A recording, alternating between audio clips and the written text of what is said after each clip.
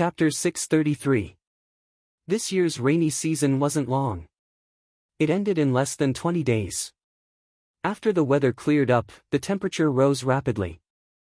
They were about to welcome the hottest period of the year. At this time, the two moons were getting bigger and bigger. They didn't need torches at night to see what was going on around them. After Xiao Xian successfully protected the 1,000-grain gold from the second calamity, he brought his men onto the ship to prepare for this long journey. After the rainy season, the flaming river's water level rose again. Because it washed away a lot of soil, the river water had a muddy yellow color. Looking at the flowing river, Xiao Xian bid farewell to the tribesmen and set sail with 200 selected people. There were 2 ships, each with 100 people. Xiao Xian's ship was in front. Actually, the 2 ships sent by the longboat tribe were big enough to carry 200 people. They could even carry 500 people. However, the ships were loaded with goods and used up some space. Plus, if one of the ships met with an accident, the other could still be used to complete the rest of the journey. The 2 ships with Yanjiao totems left the Yanjiao headquarters. They raised their sails and sailed down the flaming river. They definitely wouldn't bring any other fearsome beasts on this long journey. Cha-Cha was an exception because it could fly. Plus, if Xiao Xian wasn't in the Yanjiao tribe, it wouldn't be able to stay by itself. That was why Cha-Cha was tagging along for this long journey. It could help Xiao Xian observe the situation from afar. After all, the ship's view was limited. Half a day later, Xiao Xian put away his telescope and ordered the crew to dock and put up a plaque. After the Flaming River was named, the plaque with the name Flaming River wasn't placed too far away. After all, the people in charge of putting up the plaque weren't traveling teams. They could only travel a limited distance. After that, they relied on the trading point to attract people from other tribes to spread the word. Now, their team was going to travel further, so naturally, they would put up a plaque along the way. Hence, from here onwards, Xiao Xian would ask people to put up a plaque along the way. When the people who were planting the tombstones were busy on the shore, there would also be people guarding nearby to prevent them from being attacked. This was no longer the territory they were familiar with, so they had to be more vigilant. Xiao Xian asked Cha-Cha to bring him up into the sky. After flying around, he took out an animal skin scroll and opened it up. He took out a fine animal brush and dipped it in some paint. Then, he began to draw circles on the scroll. He was replenishing the map. Since the tribe was going to live near the Flaming River for a long time, they needed to know more about the river banks. It was very simple on the other side of the forest where ferocious beasts roamed. The terrain was similar and there were no people living there. If there were, the Yanjiao ancestors who had been isolated by the Great River would have known about it long ago.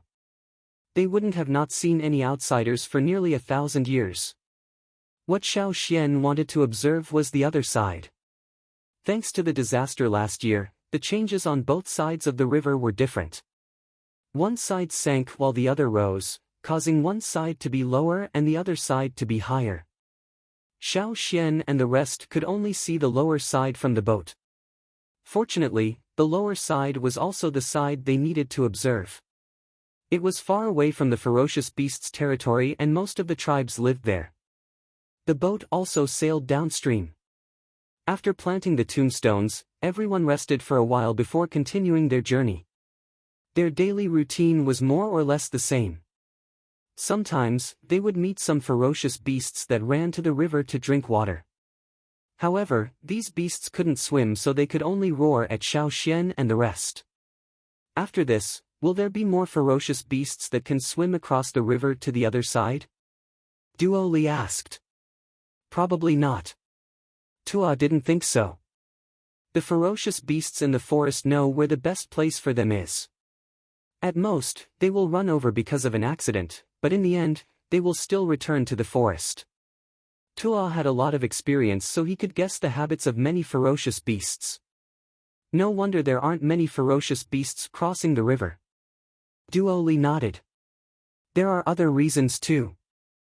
Xiao Xian put away the animal skin roll in his hand and said, in the memories of many ferocious beasts, this place should be very dangerous. Coupled with the disaster last year, there must have been a lot of activity here.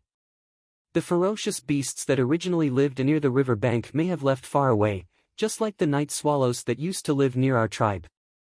Perhaps, they ran to other places when they were taking refuge, and then chose a new place to live. So, in the short term, there shouldn't be many ferocious beasts crossing this river. After a pause, Xiao Xian continued, besides, there are tribes living on the other side of the river. Even if these tribes aren't close to each other, they will at least affect the ferocious beasts that come over. After all, there are fire seeds in the tribes. As soon as Xiao Xian mentioned fire seeds, Duo Li and Tua understood. The people of Yanjiao no longer had fire seeds, so they often forgot to think about fire seeds. However, there were many tribes living here that still had fire seeds. No matter how small the tribe, their fire seed would still have a certain deterrent effect on the ferocious beasts in the forest. In the next few days, the situation on both sides of the flaming river was similar. There was nothing new. Xiao Xian continued to fill up the map. He could sense if there were any tribes nearby. They were too far away from the river, so he couldn't sense human auras. However, he could sense the aura of fire seeds. Although it wasn't obvious and some tribes even tried to cover it up, Xiao Xian could still sense it even if the shamans of the tribes came here personally. Due to time constraints, he couldn't go to each tribe to investigate. However, as long as he could sense the presence of a fire seed, he could understand some basic information. This was a new ability that Xiao Xian discovered recently. A few years ago, if he wanted to know what a tribe's fire seed was like, he had to get close to the tribe. Just like when he first crossed the river and sensed the drumming tribe's fire seed at the drumming tribe, now he didn't need to be too close to feel it. Sometimes, because a tribe was too far away, he could only sense a vague presence. 10 days later, Xiao Xian had marked 7 dots on the map. 4 of the dots had totems drawn beside them, while the other 3 didn't. Those dots represented a tribe living there. If you looked closely, you would see that the tribes with totems were closer to the river bank. The tribes without totems were further away from the river bank. Xiao Xian couldn't pinpoint the exact locations of these tribes. He could only get a rough idea of where they were. The map he drew could only be used as a rough reference. At least it would let the Yanjiao people know how many tribes lived in the Flaming River area. If more people came to the Flaming River trading point in the future, he would get more information. Then he would fill up the map and take it one step at a time. If we go further, it should be the drumming tribe, right? Duo Li asked. Yes, that's what Zheng Luo told me. Xiao Xian looked at the information Zheng Luo gave him about the drumming tribe. The drumming tribe was the furthest from Yanjiao, so Xiao Xian remembered it clearly. The drumming tribe was the tribe that sold fishing nets at the Flaming River trading point. It was said that they lived by the Flaming River too. They were luckier than the Luo tribe that was wiped out during the natural disaster. They didn't suffer much damage, which meant that they were further away from the river bank. Xiao Xian focused. If he couldn't concentrate, he might not be able to sense the tribes further away from the river bank. Although the drumming tribe was good at making fishing nets and must have caught fish often, before the natural disaster, this river wasn't easy to catch fish. They might have been fishing in other rivers further away from the river bank. Xiao Xian told Cha-Cha in the sky to keep an eye on the rivers nearby. If he sensed anyone, he would alert him. Another day passed. Xiao Xian didn't sense the presence of any foreign tribe's fire seed. Cha-Cha, who was given an important task, also didn't see any signs of human activity. Other than the Flaming River, there were no other rivers nearby. There were no lakes either. At most, there were a few thin mountain springs. Perhaps because of the lack of rivers, there weren't many plants growing in places far away from the Flaming River. The rolling mountains looked very monotonous. On both sides of the river, there were 2 different sceneries. On one side of the river, there were lush forests. From a high vantage point, it was verdant and lush. Further away, there were towering ancient trees. Compared to the other side, it was like long hair and short hair. There were no other rivers. Just by looking at the forest, one could tell that it wasn't suitable for farming. The vegetation wasn't lush and there weren't many beasts living there either. If that was the case, the possibility of a tribe living in this area was even lower. Is the drumming tribe really here? Are they lying? Duo Li asked. It wasn't just Duo Li, the others thought so too. Not every tribe would tell the truth when they went to the Flaming River trading point. Some would only give a rough location. Even if you really went there, you might not be able to find them. Just like the drumming tribe. You knew where they lived but very few people could find their nest. Some tribes didn't even tell the truth. They even pointed in the wrong direction. Maybe we've already passed by the drumming tribe, Tua said. On Xiao Xian's map, there were 3 areas marked with tribes living there. They didn't sense any totems. Perhaps the drumming tribe was in these 3 areas. That's possible. Xiao Xian nodded in agreement with Tuo's guess. After some thought, he took out the fishing net the drumming tribe brought to the Flaming River trading point. The people from the drumming tribe brought the fishing net to the Flaming River trading point to trade for things. These fishing nets were kept by Zheng Luo. Xiao Xian brought 2 fishing nets from the drumming tribe with him this time. If they couldn't hunt any beasts, they could try fishing with these nets. The drumming tribe's fishing net was different from the Luo tribe's. The Luo tribe's fishing net was thinner while the drumming tribe's fishing net had different sizes. The weaving style was also very different from the Luo tribe's. There were more patterns on the same net. Looking at the nets, Xiao Xian turned to Duo Li, who was fishing with a fishing rod. Call Kun Tu over. I have something to ask him. Duo Li nodded and kept his fishing rod. He quickly ran to the cabin to look for Kun Tuesday. This time, Xiao Xian chose close to 100 guards from the Flaming River trading point. This was half of the expedition team. The guards who often worked at the Flaming River trading point had seen many tribes and had some impressions of unfamiliar tribes. Kun Tu was a guard at the Flaming River trading point. He was also one of the people who had come into direct contact with the drumming tribe. Chapter 634. Kun Tu, who was resting in the cabin, was quickly called out. Grand Elder, you're looking for me? Kun Tu asked. Unlike Tua, Guang and the rest who grew up with Xiao Xian, he was one of the Yanjiao wanderers who returned to the tribe. Because he performed well and improved quickly, he was now very active in the tribe. Before joining this expedition, Kun Tu often guarded the Flaming River trading point and interacted with many other tribes. Kun Tu had always respected Xiao Xian. It was Xiao Xian and the rest who went to the grasslands to meet them. If it wasn't for him, they wouldn't have been able to leave the grasslands alive even if the fire seed in Yanjiao was reignited. Plus, after some things happened and Xiao Xian's current status in the tribe, Kun Tu couldn't address him as casually as the others. That was why he called Xiao Xian Grand Elder every time he saw him. Xiao Xian waved at Kun Tuesday, come take a look. Are these the fishing nets the drumming tribe brought to the trading point? Kun Tu went over and squatted down to examine the 2 nets beside Xiao Xian's hands. Because there were definitely more than one tribe selling fishing nets at the trading point, many of the nets looked very similar. Even if he knew at first glance, he had to take a closer look. He didn't want to embarrass himself in front of the Grand Elder. After examining both nets carefully, Kun Tu nodded and confirmed, yes, both of them. The drumming tribe's fishing nets are different from other tribes. The mesh on the net is also different from other nets. Plus, there are many parts of the net that I don't understand. The drumming tribe didn't explain much. Yes, the 2 nets of the drumming tribe were different from the nets of other tribes. Some parts even gave people the feeling that the nets were woven wrongly. They didn't explain. Xiao Xian pointed at a few seemingly redundant parts of the net. Yes, I was curious when I saw it so I asked. But they didn't explain.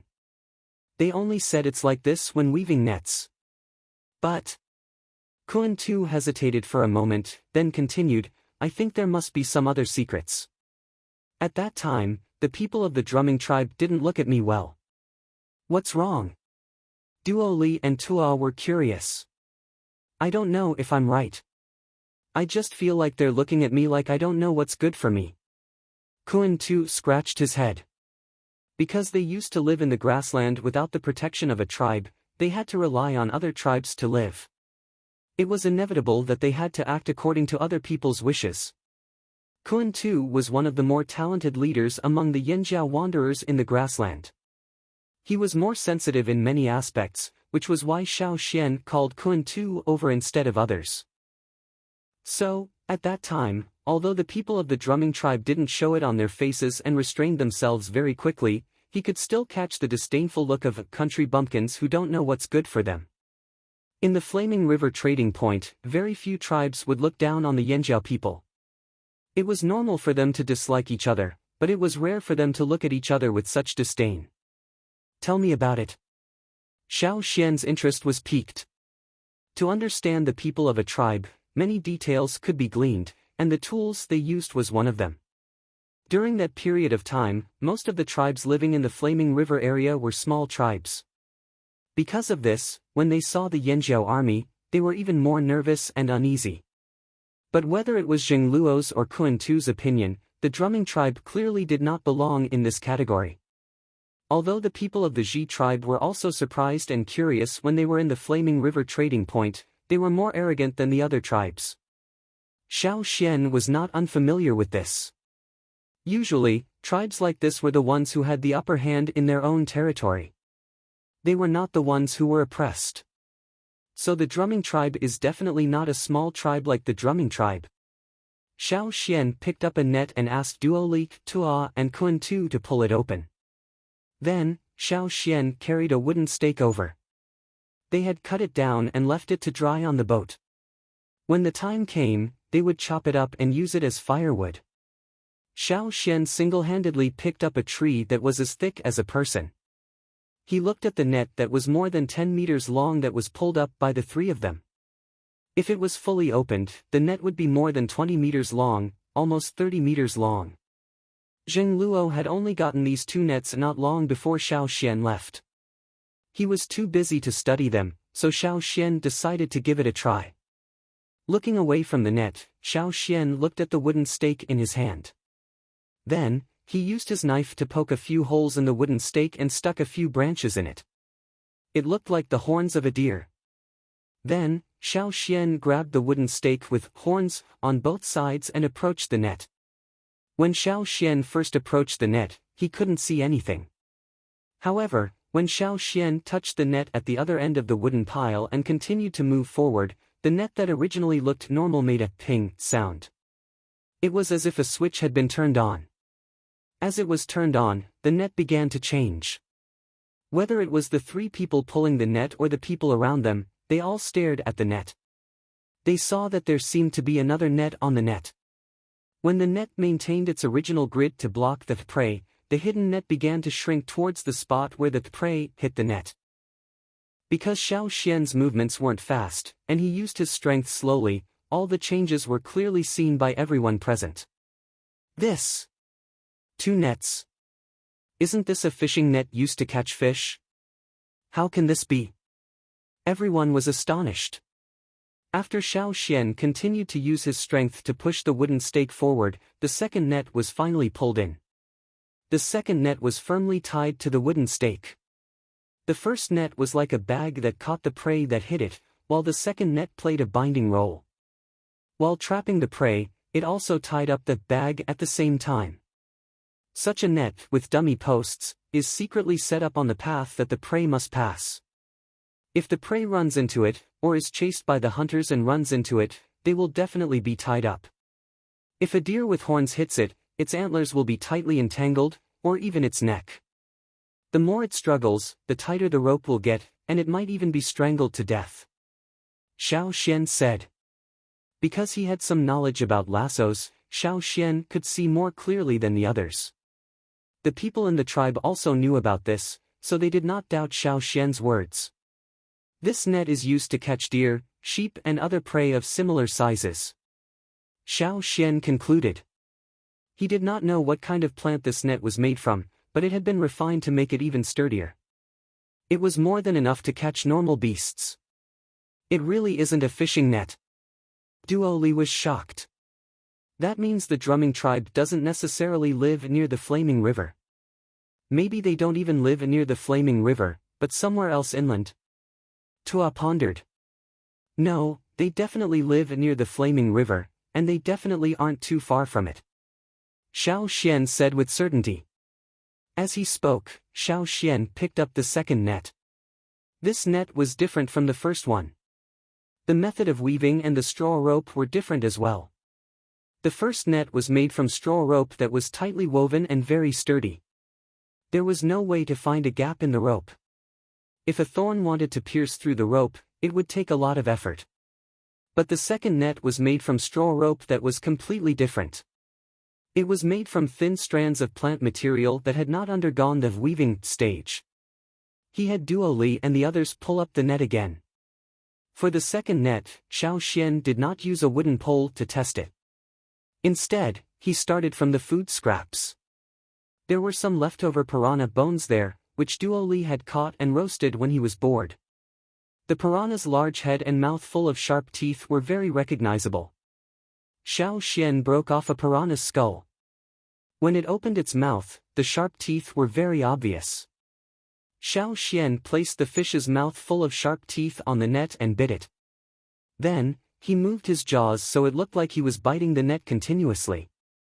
If it was a normal fishing net, there would definitely be teeth marks left on the rope.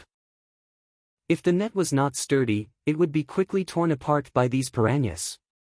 But now, this net seemed to be in perfect condition even after the fish's mouth closed dozens of times. On the ropes that were woven into the fishing net, there was a thread-like structure that separated towards the sides of the fangs when the fangs bit. Therefore, every time the fangs bit, they would directly pass through the net rope. When the fangs opened their mouths, the fangs would break away from the net rope, and the net rope composed of many thin threads would merge into one again. This is made to catch piranhas?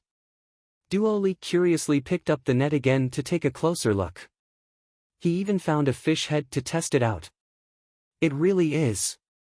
Usually, there were fangs in the rivers inland, but there were not many of them here.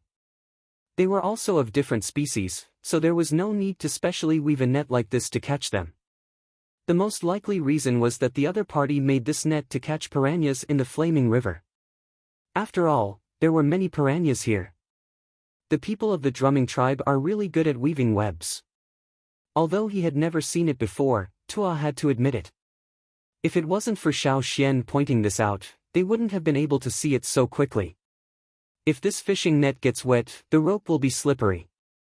The fangs can easily pass through the rope, but they won't be able to break it in a short time. Xiao Xian touched the wet part of the net and passed it to everyone. It really is. Kun Tu scratched his head again. No wonder the drumming tribe people looked at him like that. He really thought he was blind and couldn't tell how good this net was. With this net weaving technique, the drumming tribe definitely won't starve.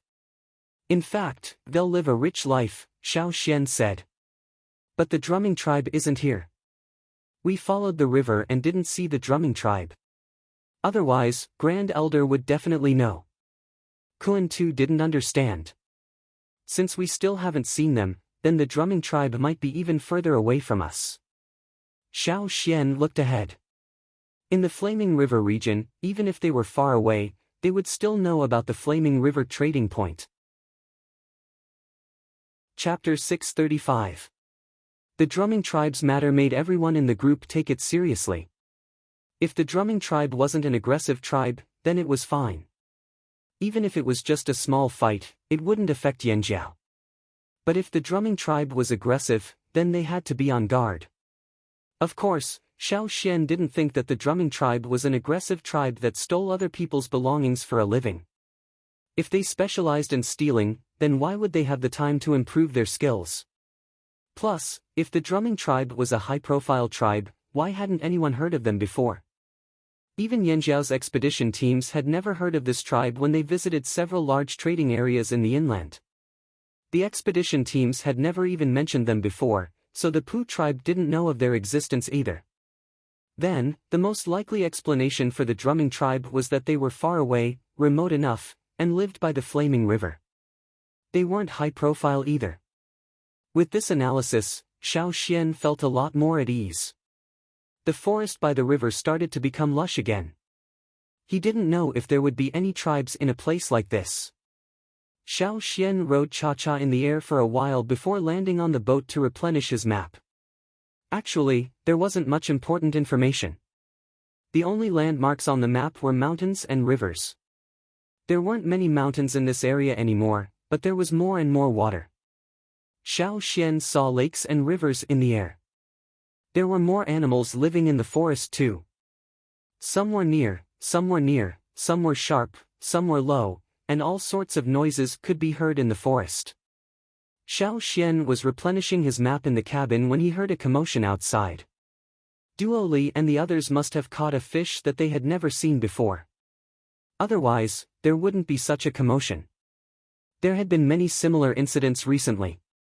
The further they went downstream, the more types of fish there seemed to be. When he went out to take a look, Xiao Xian saw Guang holding a strange fish that was as thick as an arm. The strange fish had muddy yellow and black patterns all over its body.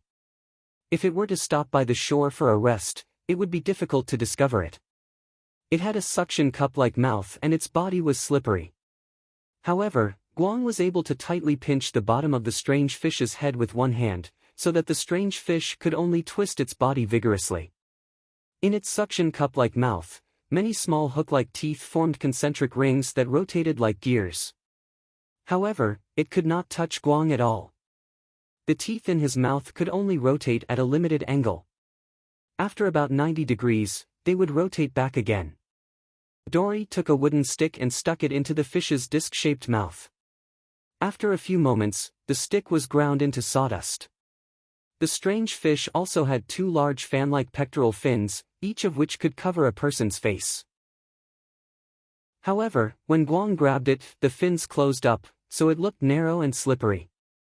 After playing with the fish for a while, they began to process the strange fish, thinking about roasting it and eating it. Hey, there's a hook in the fish's stomach. Tua, who was in charge of slaughtering the fish, took out the hook from the fish's stomach.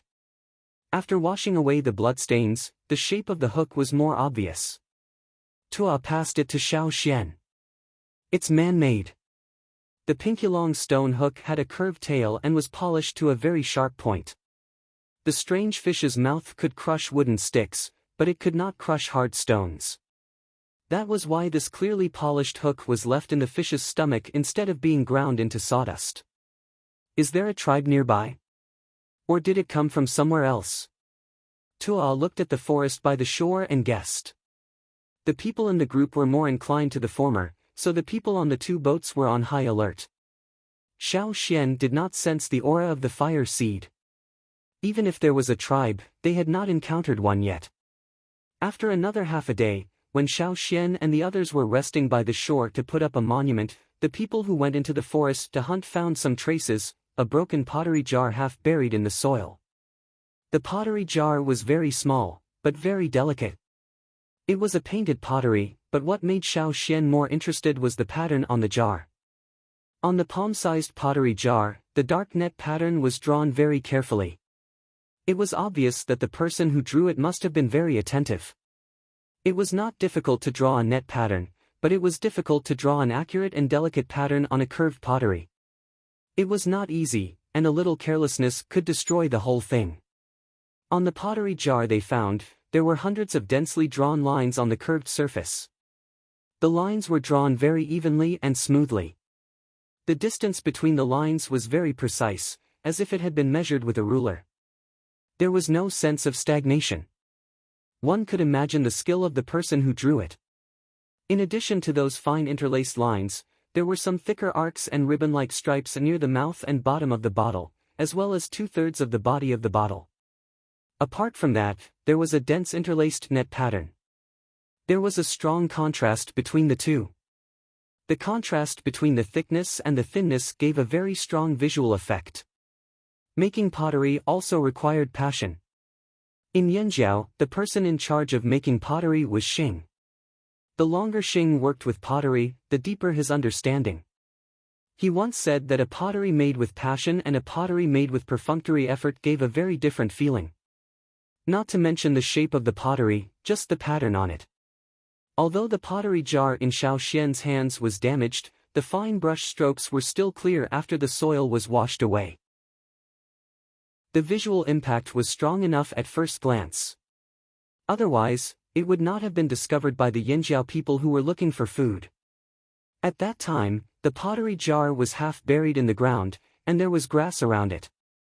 Only a small figure peeked out from the grass, but it was discovered at a glance.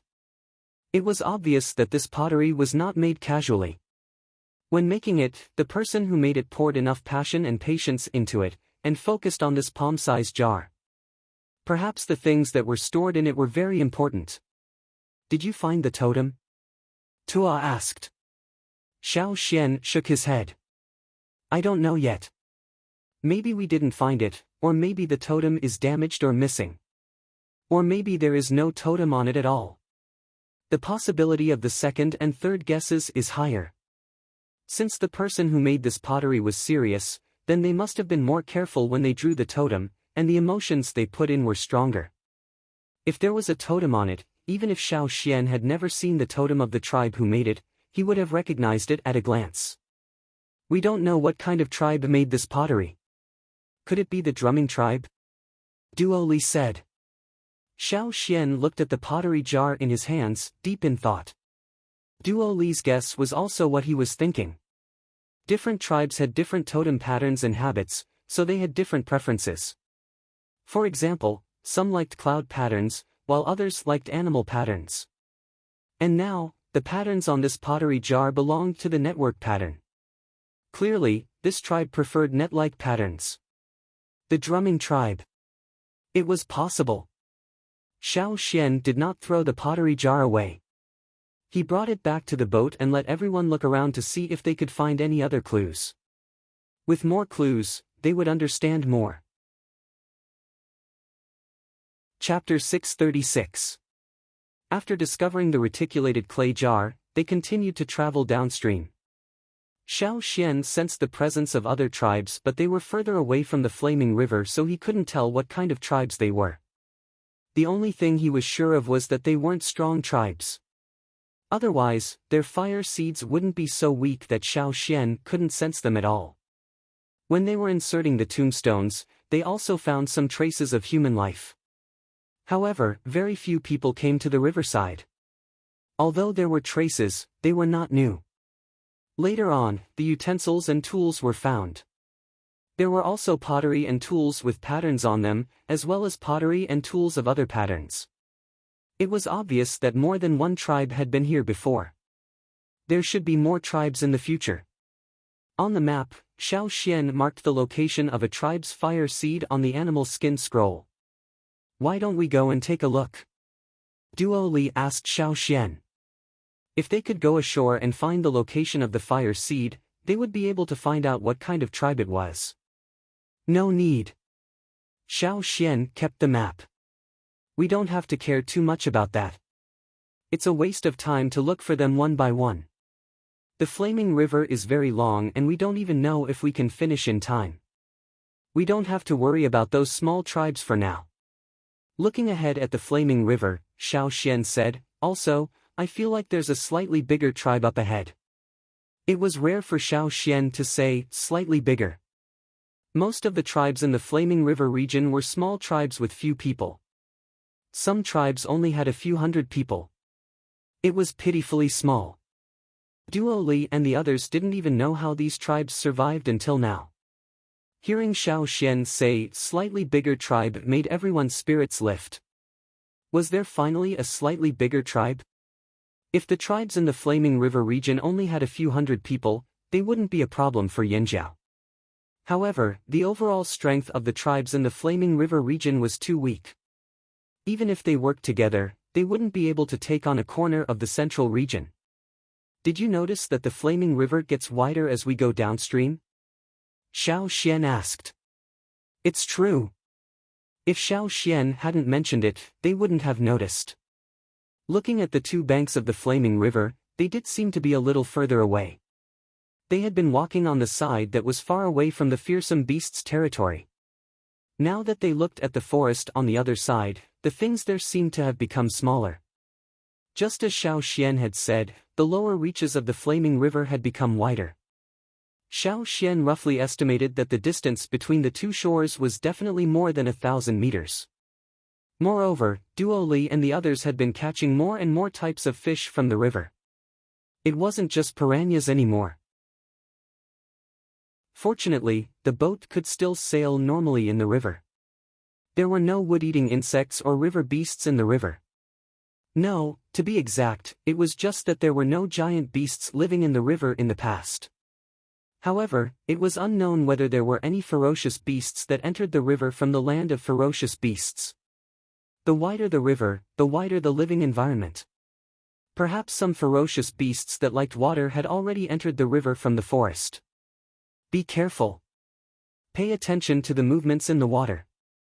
We'll continue to stay close to the bank, Xiao Xian said. Usually, there were fewer large aquatic beasts near the bank. In the middle of the river, there were more large aquatic beasts. Xiao Xian and the others still didn't know if there were any giant beasts in the river that they didn't know about. It was always better to be careful. Moreover, if they were close to the bank, they would be able to get to the bank in time if something happened. Where's Cha-Cha? Xiao Xian looked around at the sky. He didn't see Cha-Cha. Went to look for food. I didn't see him just now, Tua said.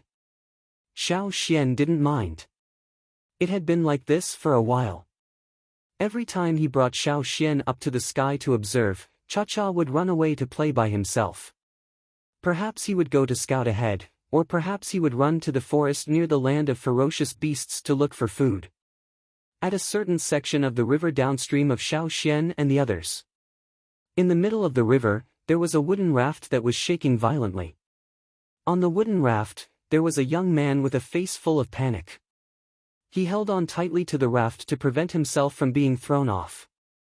If he was on the wooden raft, he still had a chance to live.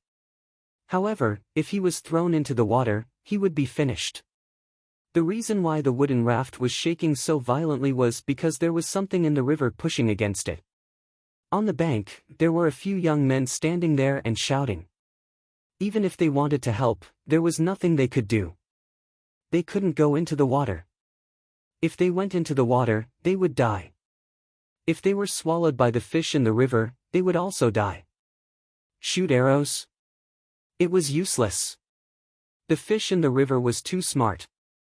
It wouldn't give them a chance to shoot. It would either hide under the water or behind the wooden raft. If they shot arrows, they might hurt the people on the wooden raft. They had to be careful when shooting arrows. They didn't dare to shoot randomly. Big brother. Hold on, they have already gone to call for help. A 10-year-old child shouted from the bank. Use the oar to hit it. Bullshit. Don't listen to him. Don't hit it with the oar. That will only make it angrier.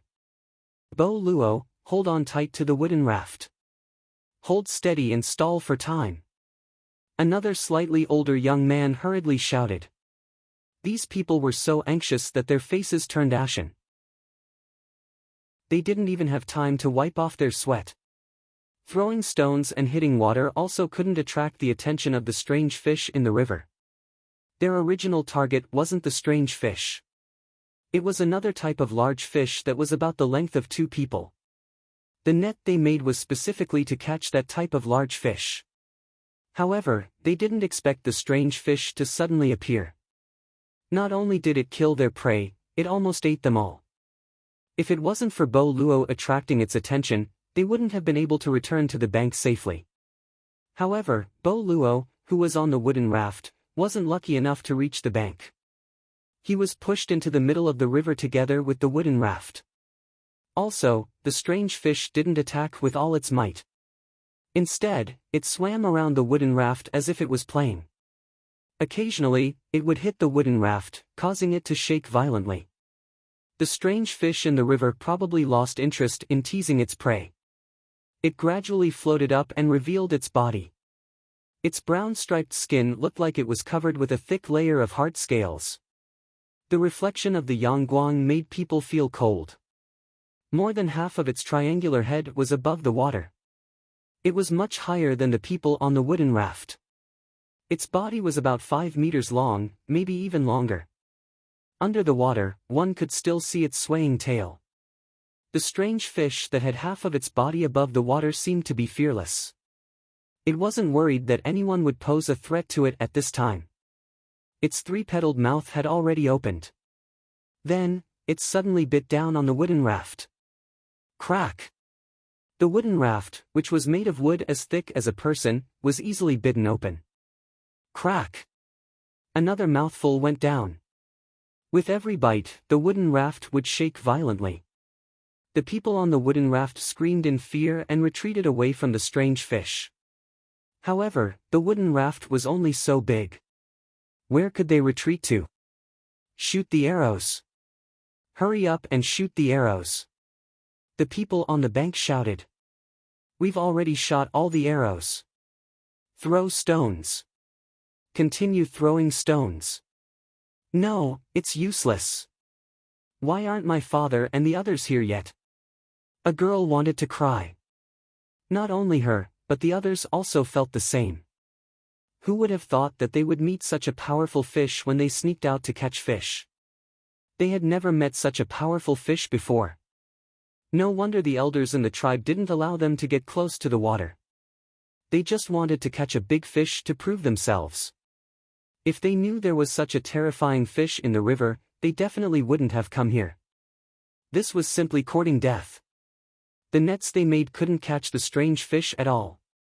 Some people wanted to go into the water to help, but they were stopped. At this time, a few people would die if they went into the water. The strange fish didn't want to play anymore.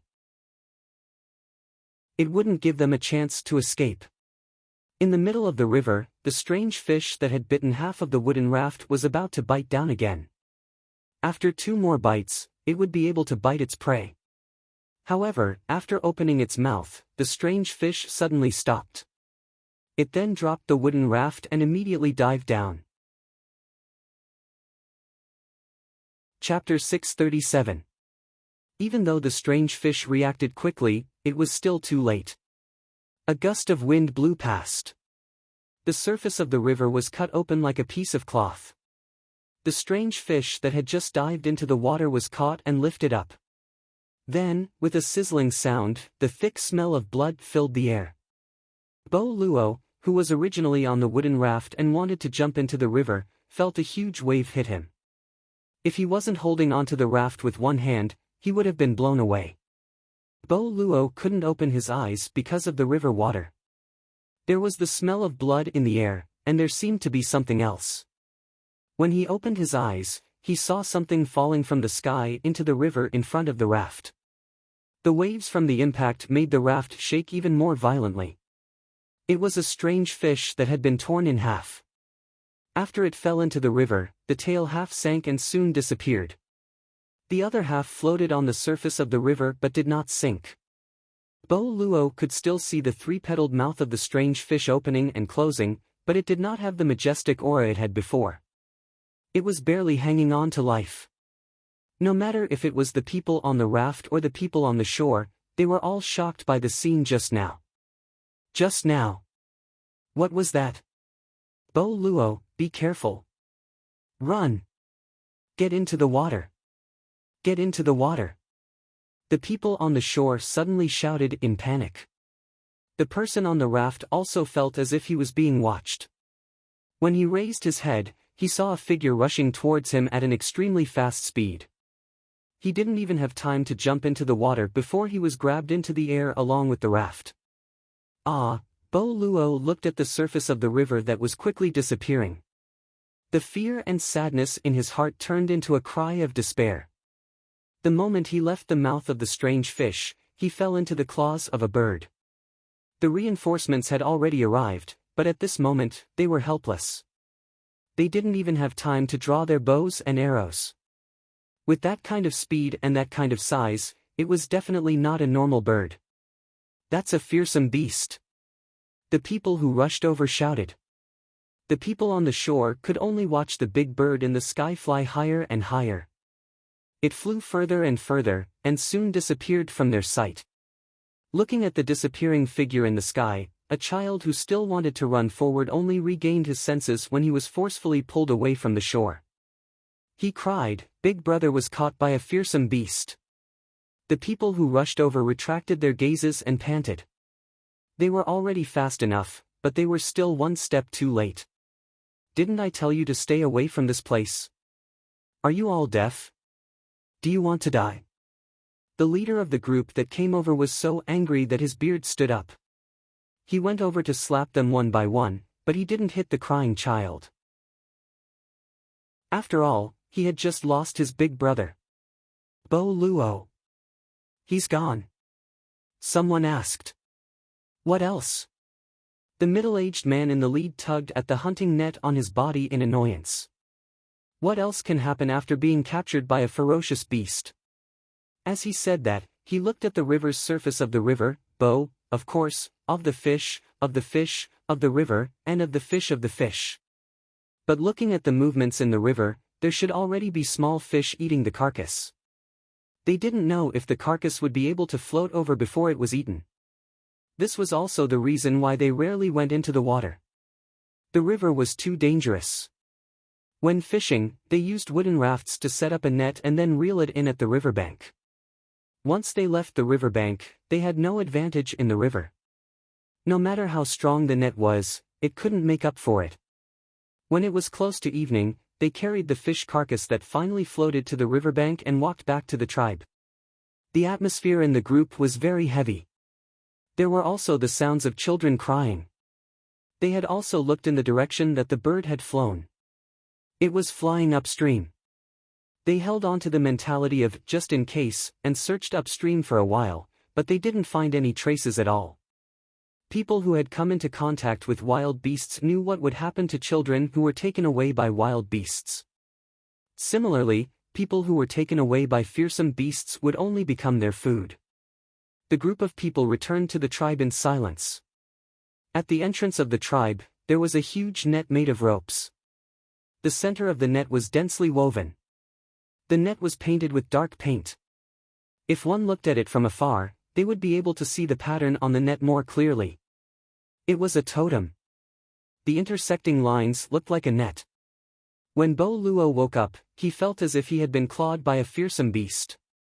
No, he had been clawed by a fearsome beast in the first place. His consciousness slowly came back. He remembered what happened before he lost consciousness. He wasn't someone who didn't know anything. A bird that could tear the strange fish in half in one move, and with such a huge body, how could it be just a normal fearsome beast? If he was taken away by a fearsome beast, he would only be eaten. His luck was really terrible. That wasn't right either. Bo Luo moved his body and opened his eyes. The glaring light from the Yangguang almost made him cry. After a while, he raised his hand to block the light from the Yangguang. When he opened his eyes, the movement of his hand caused his whole body to hurt. He was alive. He was still alive. Thinking of this fact, Bo Luo was very excited. But, what happened?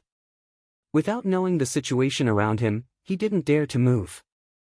Sometimes, when he met a wild beast, he had to pretend to be dead. What if there was still a fearsome beast nearby? Carefully turning his head, Bo Luo saw some unfamiliar buildings and unfamiliar people. Bo Luo suddenly sat up. Around him, there were people sitting or standing.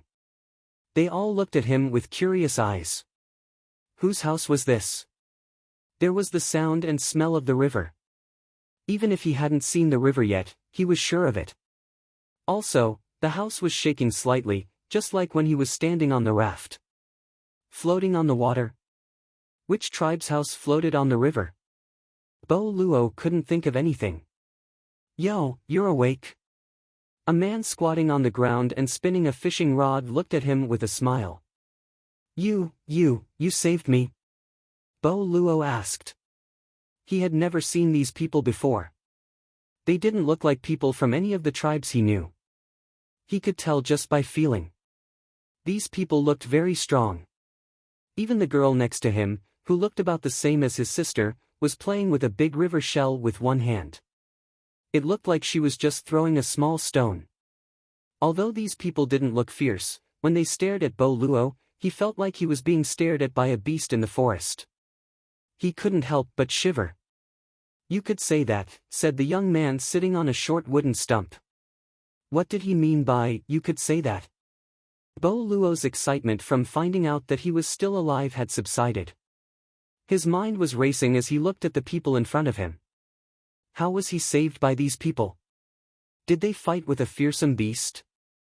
Or was it that the ferocious beast that caught him abandoned him midway and ran away? How did you meet me?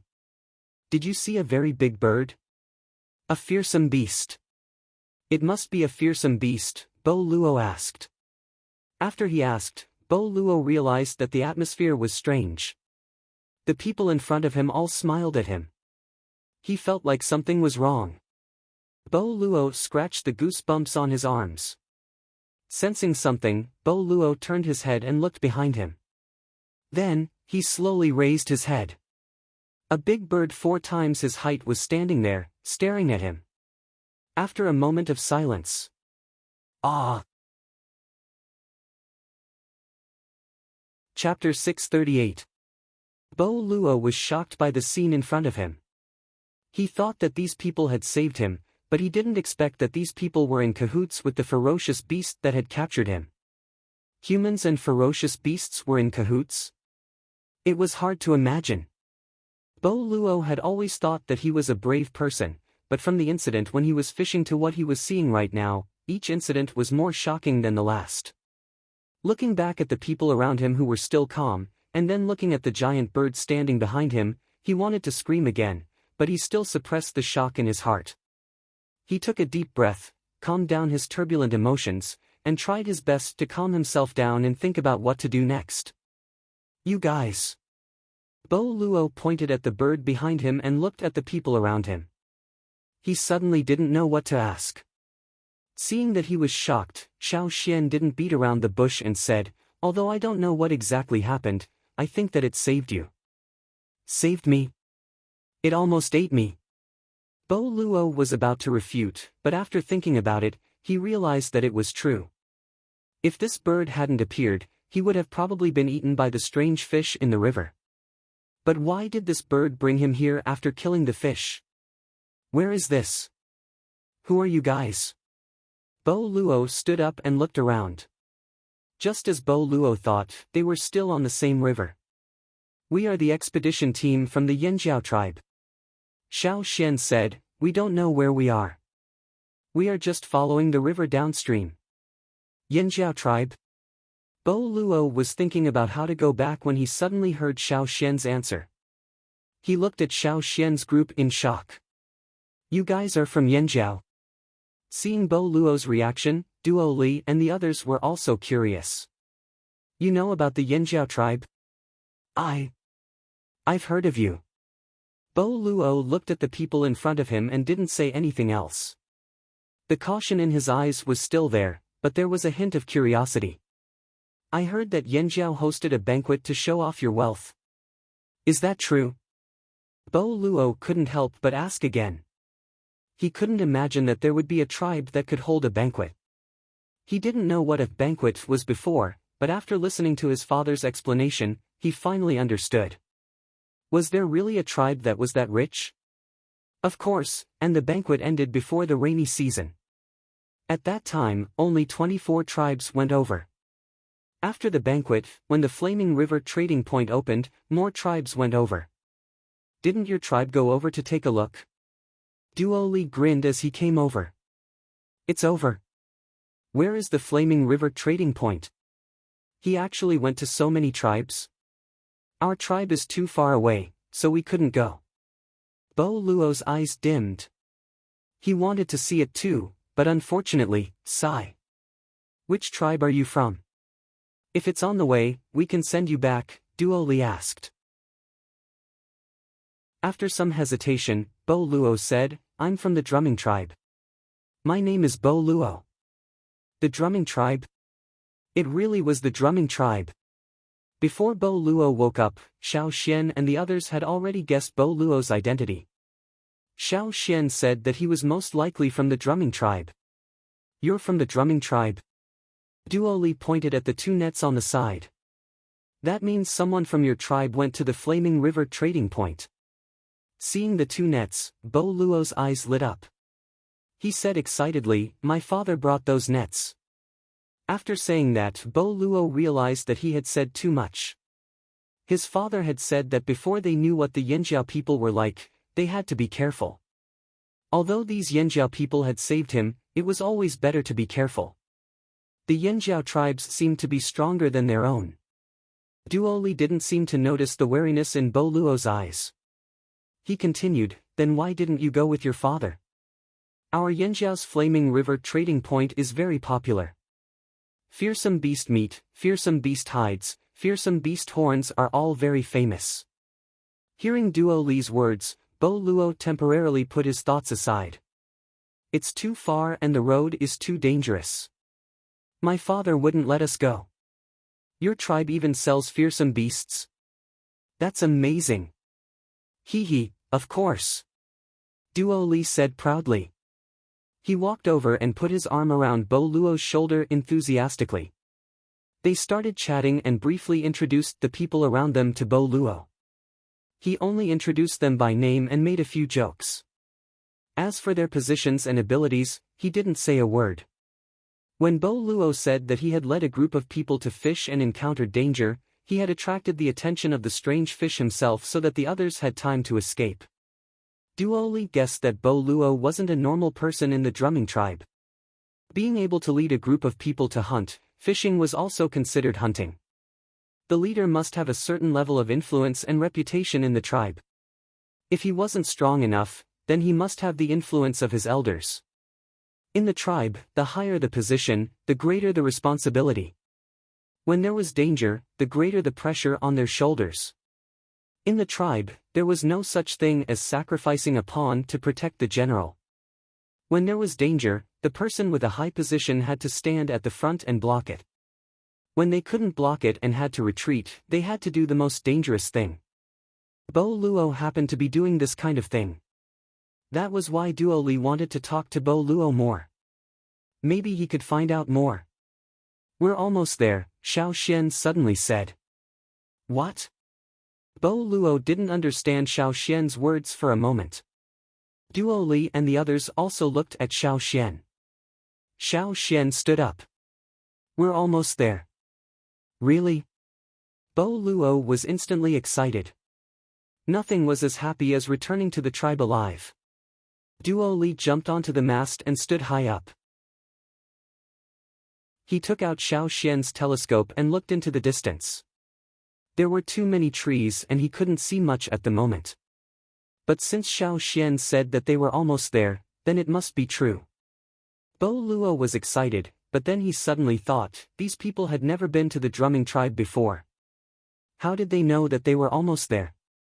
Just as he was about to ask, Bo Luo turned around and saw Xiao Xian striding towards the ferocious bird. He jumped onto the bird's back. The boat shook violently and Bo Luo almost lost his balance and fell. With a whoosh, a strong gust of wind blew past. Bo Luo looked into the sky and saw that the giant bird had already taken flight. It was flying high and far away. The people from Yanjiao could actually tame ferocious beasts. They rode on such a huge bird and flew into the sky. Bo Luo's eyes widened as he watched the giant bird fly into the distance. After a while, Cha-Cha flew back, but this time it didn't land on the boat. After Xiao Xian jumped off, Cha-Cha flew directly into the sky. It didn't leave but followed Xiao Xian's boat. That pineapple. After Xiao Xian finished drawing on the animal skin scroll, he looked at the person who was standing there, thinking about something. Bo Luo was confused. "You're calling me?" "Yes, I'm calling you." "Pineapple, can you contact the people in your tribe directly? Like blowing a whistle or something?" Xiao Xian asked. "My name is Bo Luo, not Pineapple," Bo Luo corrected him. He thought about Xiao Xian's words and nodded. "Yes. Do you want to blow it now? Wait, we haven't arrived yet. They might not be able to hear you even if you blow it now. I'll tell you when we arrive. Okay. Bo Luo was very happy to be able to return to his tribe, but he was also very conflicted. He didn't know if bringing the people from Yanjiao back to his tribe was the right decision. Xiao Xian stood at the bow of the boat and looked in a direction. In his mindscape, within the light shield wrapped in totemic flames, a pattern gradually became clearer. It was a totem wrapped in yellow flames. The lines of the totem pattern were intertwined and looked like a woven net. Chapter 639. In the drumming tribe. Houses could be seen everywhere. They had a similar architectural style to the drumming tribe, with wooden pillars as the base. However, the wooden pillars here were taller and thicker. The houses were at least 6 to 7 meters above the ground. The taller ones were even more than 10 meters. Also, these houses were not square. Instead, they were round and pointed. The roofs were covered with brown cloth. The bigger houses were more than 20 meters in diameter, while the smaller houses were less than 4 meters in diameter. Below the houses, there were many nets wrapped around the wooden pillars. These nets were divided into many layers, and each layer had something on it. Some were food, some were clothes, etc. Some of the nets below the houses were very complicated. It looked very messy, but it was just a look. There were people resting inside the nets. The ropes and nets could be used as hammocks for people to lie on, and also for drying items. At this moment, in the center of the drumming tribe, in the largest house, the atmosphere was heavy. Is Bo Luo really gone? The person who spoke had messy hair. His clothes were torn in many places, as if they had been scratched by tree branches. There were dried blood stains and a fishy smell on his body. His tired eyes were bloodshot and hazy. The muscles on his face twitched, and the veins on his arms twitched. It was obvious that he was in a very bad mood, as if he was about to explode at any moment. The person sitting by the door replied, "Yes. When I arrived, I saw Bo Luo being taken away by the beasts." The house was silent again. The air seemed to have frozen for a moment. Actually, Bo Luo might still be alive. In the silence, a voice spoke slowly, dispelling the oppressive atmosphere in the house. The person who spoke was a thin middle-aged man sitting in the innermost part of the room. Although he didn't look old, there was a hint of white in his hair. At this time, his white hair and dark brown hair were intertwined, brown and white. It looked like a checkerboard that was squeezed together in rows, and his hair was longer than his shoulders. My injuries haven't healed yet, so I can't confirm Bo Luo's location. However, I can feel that he is still alive, said the person. But he was taken away by the beasts. Where can we find him? The person sitting near the door was troubled. He looked at the person who was surrounded by an oppressive atmosphere. Bo Gu, what's your decision? Bo Gu rubbed his red eyes. He had rushed back continuously and was already exhausted. He didn't expect to hear that his son had been taken away by the beasts the moment he returned. He was angry and sad. But there were too many things he had to face now. What to do? He had no idea either. Even if the people who were captured by the beasts were still alive, they probably wouldn't be able to live for long. With a heavy sigh, Bo Gu was about to say something when he heard the gray-haired person sitting at the innermost part of the table say, This shout was not directed at the people in the room, but he had sensed something else. What's wrong, shaman? The people in the room looked over. The brown-haired man didn't say anything. Instead, he looked in a certain direction. Although he couldn't see anything due to the cover of the house, the people in the house knew that there was something unusual going on in that direction. Just as they were puzzled, they suddenly heard a series of whining sounds, which sounded like the cries of some kind of water bird. The voice came from afar. If it was someone with poor hearing, it would be difficult for them to hear it. However, everyone in the room could hear the voice. When the people in the room heard the voice, they raised their eyebrows. Their eyes flashed and without saying anything, they rushed out of the room. Bo Gu dashed out of the house that was more than 10 meters high. Before he landed, he hooked his hand and used the net rope tied to the wooden frame to slow down his fall. Zang! Bo Gu's entire body was like a rock that was falling rapidly. Suddenly, he turned into a leaf and landed lightly on the ground. The sound was like a small pebble landing on the grass. It was so small that it was hard to hear. After landing, Bo Gu and the others who came out of the house ran towards the direction of the sound and disappeared in a blink of an eye. After they left, the brown-haired man who was sitting cross-legged in the room slowly walked out and looked towards the river. He was puzzled. Someone from another tribe? At this time, which tribe did they come from? He could sense that the person was definitely not from a nearby tribe. He also didn't know anyone from a tribe. He had never met anyone from another tribe before. Plus, the person who came gave him a very different feeling. It was very different from the people from other tribes he had met before. As for what exactly was different, he couldn't tell. Not long after, someone rushed back to the tribe from afar. As he ran, he shouted, "Bo Luo is back! Bo Luo, that kid is back!" Hearing the commotion, the people who came out of their houses started shouting. What? Wasn't Bo Luo taken away by a fearsome beast? Bo Luo is still alive? Where is he? Was he bitten by a fearsome beast? I want to go and see. No, don't run around. If you do, I'll beat you up. Stay in your houses.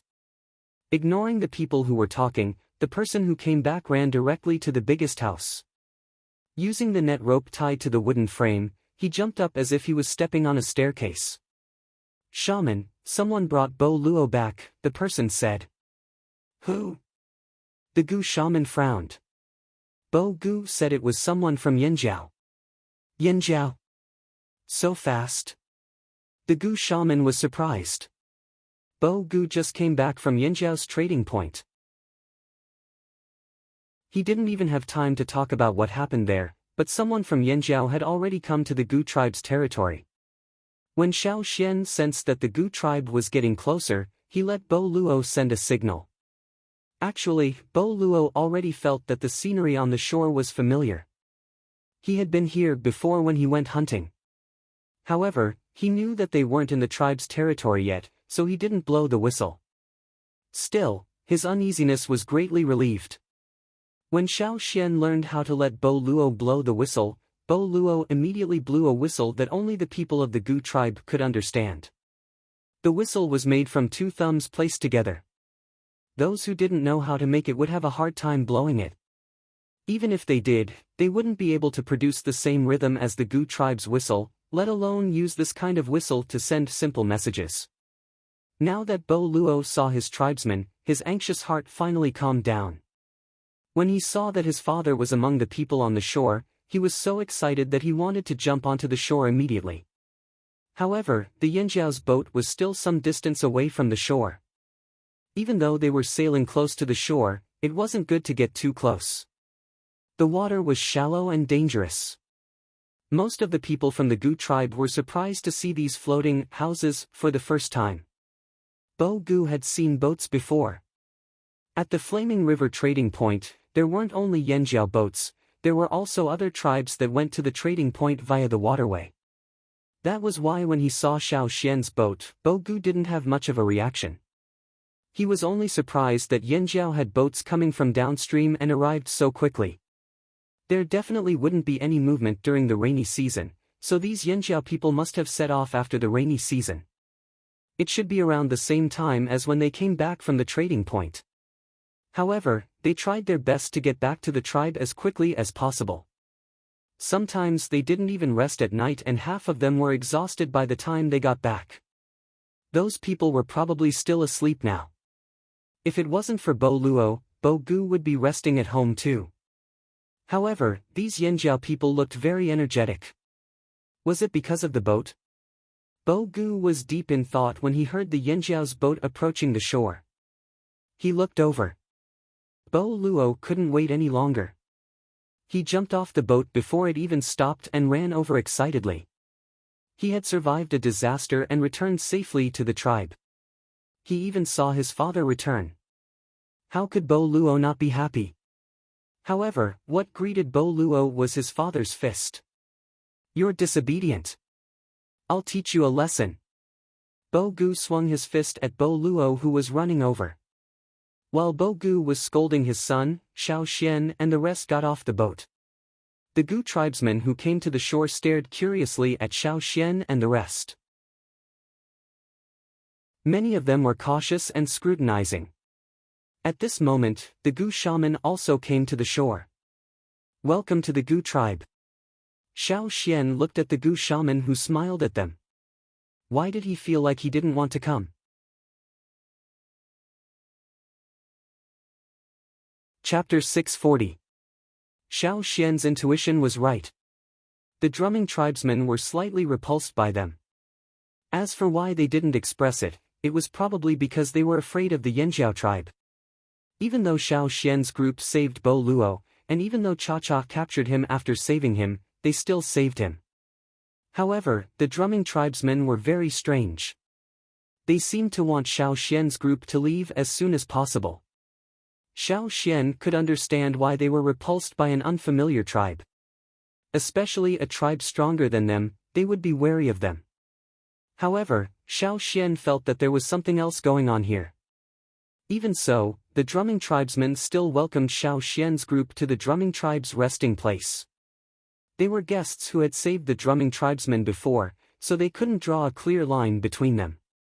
The drumming tribe didn't want to fall out with the Yanjiao tribe yet.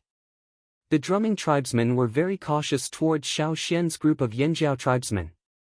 Bo Gu and the others had been to the Flaming River trading point before, so they knew more about the Yanjiao tribe than the others. They were inexplicably nervous when they saw Xiao Xian. The drumming tribesmen mostly wore linen.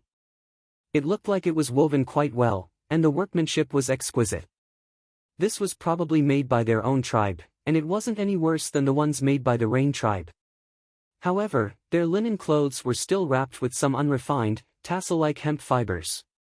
The drumming tribesmen were used to this, so they didn't feel uncomfortable with the hemp fibers tied around their bodies. When Bo Luo was brought to Xiao Xian's ship, his clothes were already severely damaged, so the hemp fibers weren't obvious. Now that Xiao Xian saw so many drumming tribesmen here, it was obvious that they were wearing a unique outfit. Seeing that Xiao Xian was curious about the hemp fibers tied around their bodies, Bo Gu explained, "The drumming tribe is good at making nets. We always bring nets with us when we go out, but sometimes our nets get damaged from hunting, so we use these to repair them." "I see." With Bo Gu's explanation, Xiao Xian understood. Different nets had different thicknesses, so the ropes used were also different. Therefore, the people of the drumming tribe brought raw materials with them and used hemp fibers to repair the nets. No wonder the people of the drumming tribe had different kinds of hemp fibers. It must be because they used different materials to make their nets, so they had different kinds of hemp fibers wrapped around their clothes. It could be used for decoration as well as practicality. Xiao Xian and the others didn't think much of Bo Gu's attitude, but some of the Ji tribesmen had weird looks on their faces. Logically speaking, Xiao Xian and the rest had saved Bo Gu's son, so it was reasonable for them to be polite. However, the people in the Gu tribe who knew Bo Gu were still surprised because Bo Gu was too polite. Who was Bo Gu? The current chief of the drumming tribe. Although the chief's position in the Gu tribe was not as high as the shaman, he was still a chief. It was rare to see Bo Gu take the initiative to introduce or explain things to strangers. In the past, when outsiders came to the Gu tribe to interact with other tribes, Bo Gu would always give them the cold shoulder. However, Bo Gu's attitude was strange today. When they brought Xiao Xian and the rest into the tribe, the people who came back to rest with Bo Gu were woken up by the commotion. They ran out to see what was going on. When they saw Xiao Xian and the rest, they first looked at Xiao Xian and the rest in disbelief. They probably thought that they were still asleep, so they rubbed their faces with their palms. When they looked over, they continued to stare at them with wide eyes. After confirming that it was Xiao Xian, They hurried over and glanced at Xiao Xian from time to time, sizing him up. "You know me?" Xiao Xian suddenly asked. Bo Gu, who was thinking of how to greet the Yinjiao people, was shocked. He looked around and understood what was going on, so he didn't hide it. "We just came back from the Flaming River trading point. When we were there, we met Yinjiao's Grand Elder." The Gu shaman in the middle looked at Xiao Xian. The other Gu tribesmen didn't seem to understand. They looked at Xiao Xian, then at Bo Gu, then at Xiao Xian. "Grand Elder? This kid? Bo Gu, are you sure?" Bo Luo, who was beaten up, couldn't care less about the injuries on his face. "What, he's the Grand Elder?" The Gu tribe had elders too. Their elders were the same as other tribes. They were either appointed by the previous chief or shaman after they retired, or they were appointed by those who contributed greatly to the tribe. However, this young man, Xiao Xian, was also an elder. And the Grand Elder? And the Yinjiao's Grand Elder? They couldn't accept it all at once. No wonder Bo Gu was so polite to this kid. This must be the reason. The others had their own guesses, but Bo Gu and the others who had been to the Flaming River trading point knew that the Yinjiao's Grand Elder had a special status. The Yinjiao tribesmen seemed to respect this young Grand Elder. Plus, when Bo Gu asked around at the trading point, he found out that not only the Yinjiao tribesmen, but many other tribes were also wary of this Grand Elder. When they talked about this Yinjiao's Grand Elder, it was as if they had met a ferocious beast. Xiao Xian brought 100 people into the Gu tribe while the other 100 guarded the boats by the river. The Gu tribe had more than 3,000 people. Although this number couldn't be compared to Yinjiao's 20,000 people, it was considered a good number among the smaller tribes. The Gu tribe didn't lack food either. Fresh wild beast meat was enough to fill their stomachs. In order to welcome and thank Xiao Xian and the others for saving Bo Luo, the Gu tribe held a feast in the afternoon. It wasn't a feast to show off their wealth, just a normal welcome feast. They roasted meat over a fire and cooked soup in a clay pot. During this time, the Gu shaman even talked to Xiao Xian and the others. He mainly asked about Xiao Xian and the others' purpose for coming here. When he found out that Xiao Xian and the others were just taking a stroll along the Flaming River, the Gu shaman heaved a sigh of relief. He didn't show it on his face, but Xiao Xian could feel it. The Gu tribesmen were courteous, but overall, they seemed to want them to leave as soon as possible. The Gu shaman took the initiative to tell Xiao Xian about the tribes further downstream. He even mentioned that there was a tribe downstream that produced beautiful beads. This interested the Yinjiao tribesmen, especially Duo Li. His eyes lit up when he heard this. "What kind of bead?"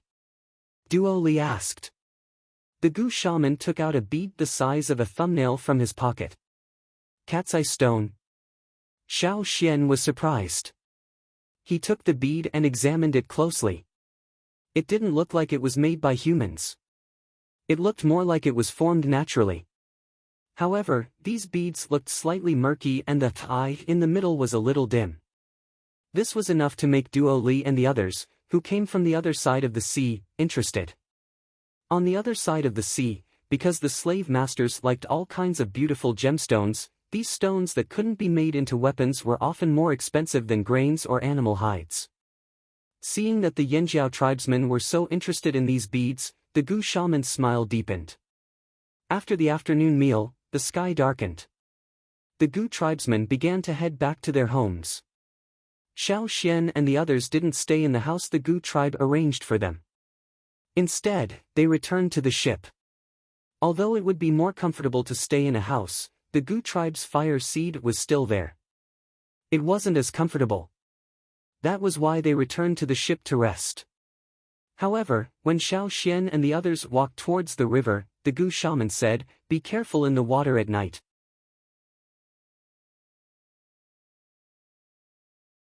Chapter 641. The shaman's words alerted the Yinjiao people. The Gu tribesmen had told them that the river was dangerous, that there might be strange fish or something else. Several Gu tribesmen had disappeared from the river before, and there were more and more beasts in the forest. Xiao Xian's group would sometimes rest at the bank at night, and they'd encountered some trouble, but it was nothing compared to the beasts in the forest. But this time, Xiao Xian didn't dare to be careless. The Gu tribesmen couldn't find the reason for their loss, and they didn't want to die without knowing anything. The night watchers will be on high alert at night, Xiao Xian said to them after returning to the boat. After Xiao Xian's group left, the Gu tribesmen stopped adding firewood to the fire on the grass, and waited for the fire to go out. Gusts of wind blew, and the firewood in the fire flickered with red light. In the shaman's house, other than the shaman, there were 10 other people. They were all important figures in the Gu tribe, including Bo Gu and the elders of the tribe. There was a glowing water moon stone in the house. For tribes like them who built their houses on the ground, they used glowing stones to light up their houses at night, and not firewood. Using firewood or torches could easily set the house on fire. Other than the water moon stone, there were other stones, but the water moon stone was more commonly used. They traded for it through other people. "Shaman, do you think the Yanjiao people noticed something?" someone asked. "It's better if they noticed, maybe they'll leave immediately." But the Gu tribesman's eyes were closed, and no one could see his expression. "What if they don't leave and stay here for a few more days?" that person asked again. "Then there's no other way. Didn't they say the Yanjiao people are very strong, and can hunt beasts? If they help, how do you know the Yanjiao people will help us? What if they take the opportunity to do something else, or steal our things? What should we do?" an elder asked worriedly. "I don't think so." Bo Gu said, "This trip to the Flaming River trading point has allowed me to see many things that I've never seen before. As for the Yanjiao tribe, I don't think they'll steal our things." "That's just what you think. Who knows if Yanjiao will take advantage of the chaos to rob us, or secretly attack us. Although there are only 200 of them, everyone should know that they aren't easy to deal with. Besides, there's also Yanjiao's Grand Elder." The old man became even more worried. Yanjiao's Great Elder is a bit strange.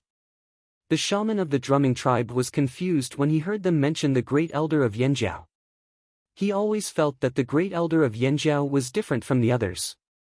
No, everyone in Yanjiao was different from the tribesmen he had seen. The only difference was that the Great Elder of Yanjiao was different. "It doesn't matter if Yanjiao leaves or not. What we need to do now is to prevent more and more beasts from attacking our tribe." Speaking of this, the shaman of the drumming tribe suddenly emitted a murderous aura, like a net full of sharp blades. His sharp eyes looked into the darkness outside the house, as if he wanted to pierce through the darkness and find the hidden figure. The night deepened. Although the moon cast a faint silver glow over the night sky, it was still mostly dark under the forest. The forest was very dense.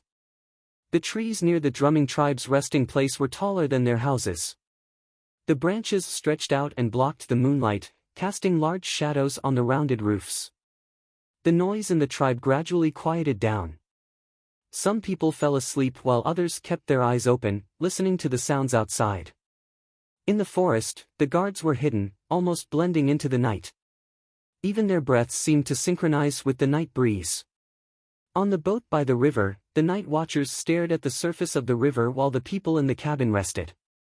The flaming river's water was swept by the night breeze, crashing against the shore in waves. When the water hit the rocks, it made splashing sounds. The boat swayed slightly on the surface of the river, making creaking sounds. Xiao Xian was sleeping with his eyes closed.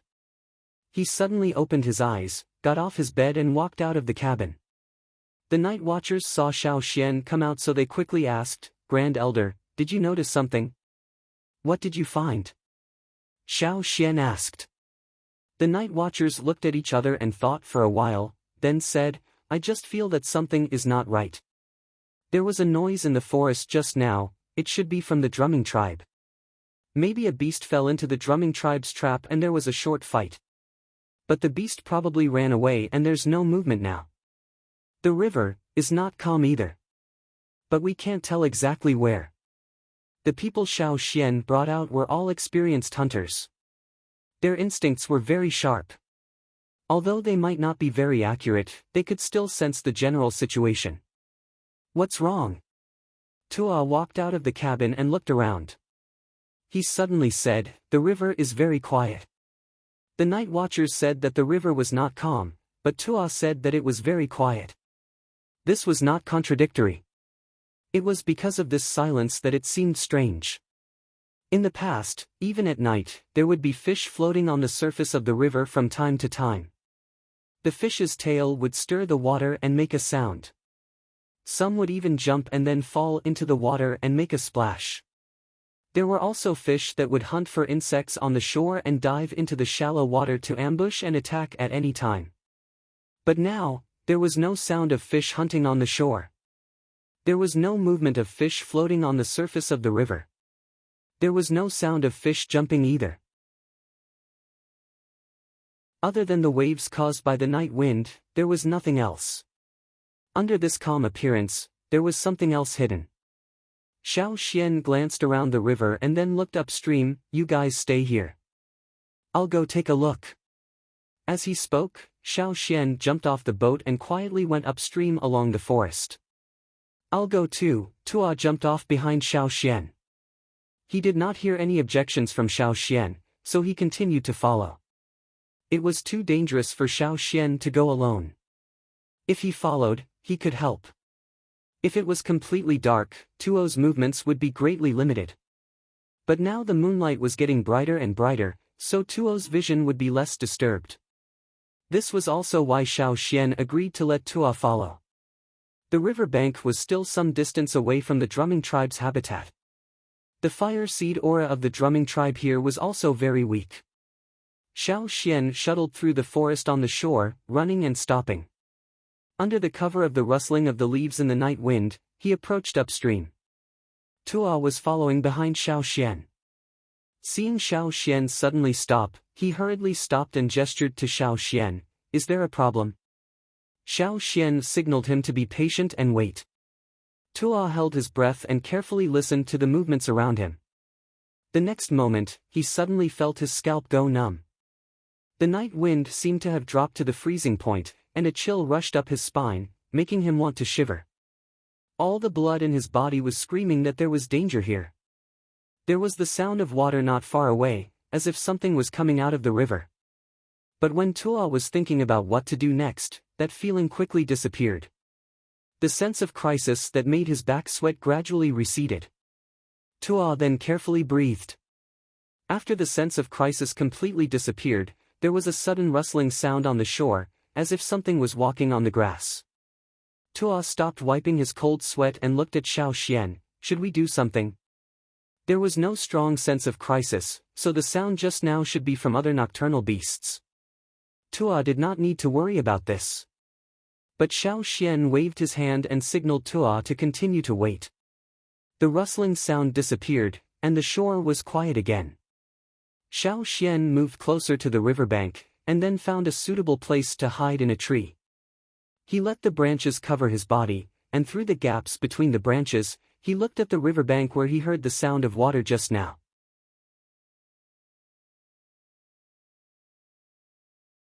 Chapter 642. Xiao Xian and Tua kept staring at the river.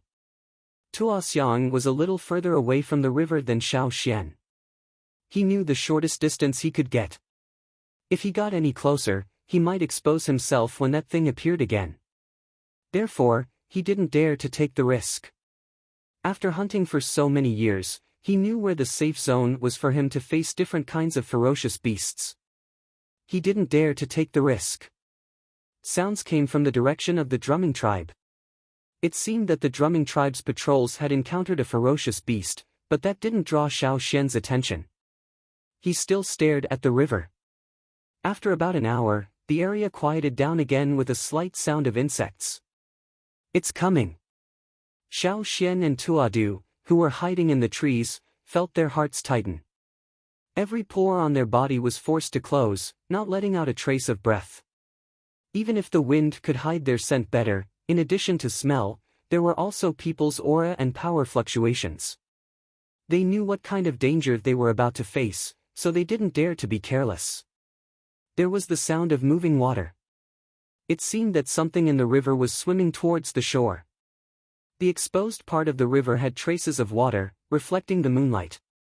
Xiao Xian looked over and saw a strange shape on the surface of the river under the moonlight.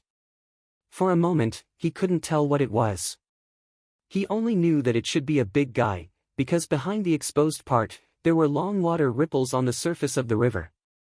Perhaps it was the back of the thing in the water that caused the ripples. Xiao Xian estimated that it was about 10 meters long. As for the part that couldn't be seen and didn't have obvious water ripples, Xiao Xian didn't know for the time being.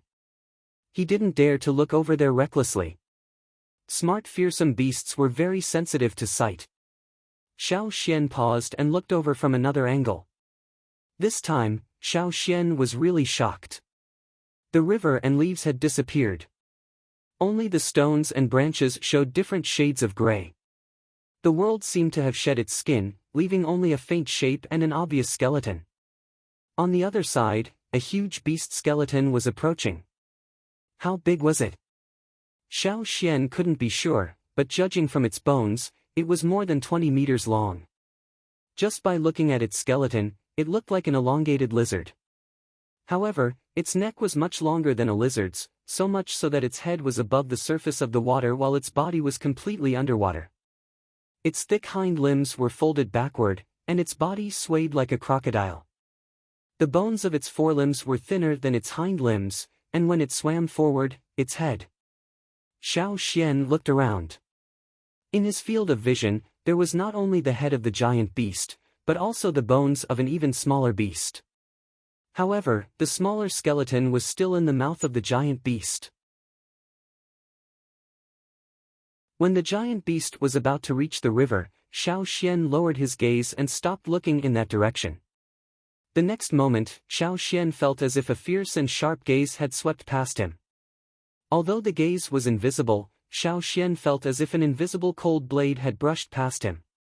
That was the giant beast's scan before it reached the river bank. Xiao Xian had averted his gaze in advance to avoid meeting the giant beast's gaze.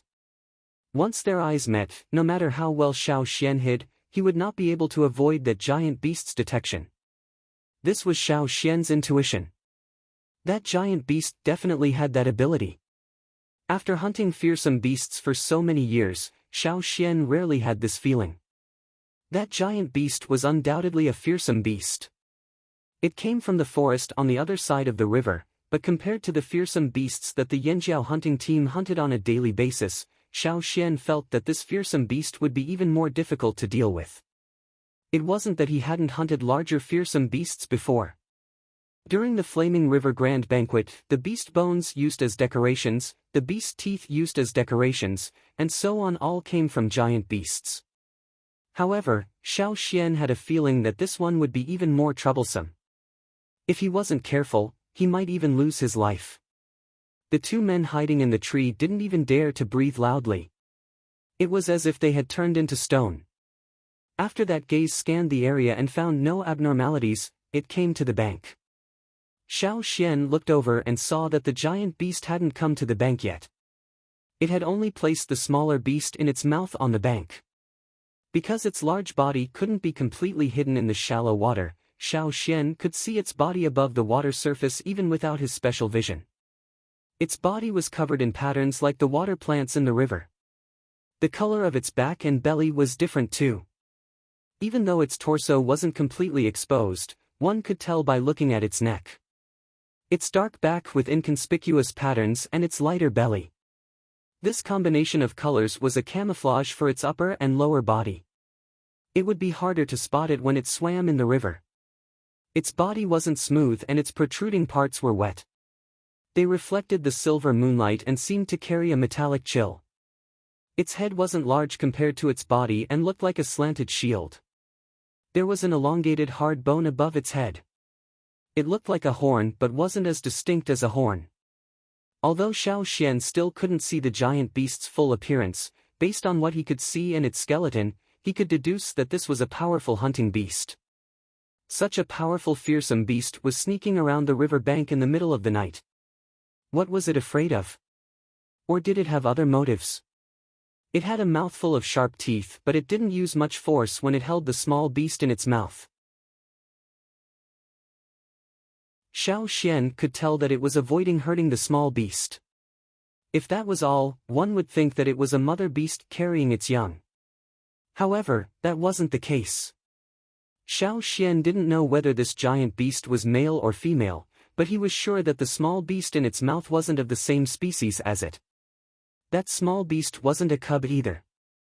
It was just a smaller beast that was already an adult. It was a ferocious mammal that was over 3 meters long.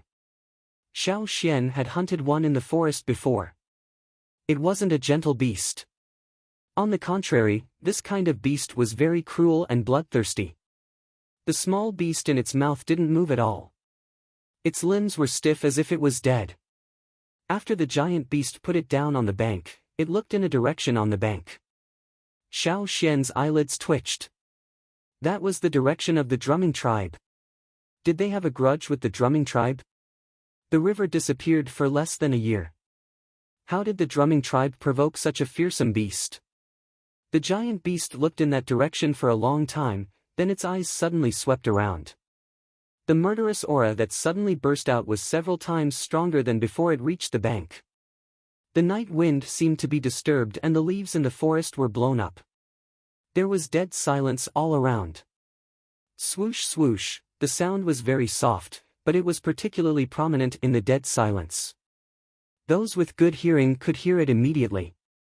The giant beast withdrew its gaze and looked down at the small beast that was shaking its legs on the bank. The swoosh sound came from the friction between its legs and the grass when it was shaking. Splash! Without looking at the bank again, the giant beast dived into the water and left. The sound of the waves wasn't loud and couldn't be compared to the sound of the wind pushing the waves against the bank. When it left, the giant beast dived into the water because it didn't need to carry anything in its mouth anymore. The long ripples on the surface of the water became shallow and disappeared directly. The oppressive silence dissipated. In the grass, the sound of insects sounded tentatively, intermittently and cautiously. The bank returned to its original state.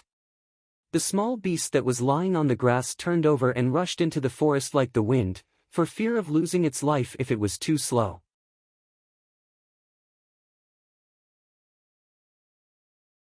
Chapter 643. When Xiao Xian and Tua returned to the boat, they were carrying the small beast that the giant beast had brought over. It wanted to escape from the giant beast's mouth, but it was killed by Xiao Xian. Brother Xian, you went out to hunt at night? Guang, Duo Li, and the others had woken up. For some reason, they couldn't sleep that night and felt uneasy. When they came out and heard that Xiao Xian and Tua had gone out to investigate, they didn't go back to the cabin to sleep but waited outside. You brought this back just to eat? I'm hungry, hee. Duo Li's hee was halfway through when he stared at the beast that Xiao Xian had thrown over as if someone was strangling his throat. The night watchers also came over and saw the teeth marks on the beast's body. Although the giant beast didn't bite the beast directly, it had brought it over from the other side of the river, so it was inevitable that there would be teeth marks left on the beast. The Yanjiao people were all too familiar with beasts, so even if the teeth marks weren't deep, they could roughly guess. Kun Tu reached out and gestured at the shallow marks on the beast. It's a big guy. I'm curious why this small one wasn't hurt. I'm curious too. Tua exhaled deeply, as if expelling all the tension from his lungs. Kun Tu glanced at Tua and pointed at his mouth in confusion. What's wrong with you? Tua raised his hand and wiped his mouth. There were still traces of blood. The corner of his mouth twitched. I was scared. When the giant beast looked at him before it left, Tua tried his best to stay calm. All the hair on his body stood on end, and he clenched his teeth so hard that his gums bled. However, because his mouth was tightly shut, the blood didn't flow out. It only flowed out after he relaxed. As soon as the giant beast left, the closed pores all over his body opened as his body relaxed. In just a few breaths, Tua was covered in a layer of sweat. His back was still wet. I was scared to death. Tua told them what he had seen. He didn't see as clearly as Xiao Xian, but he could still roughly describe the situation.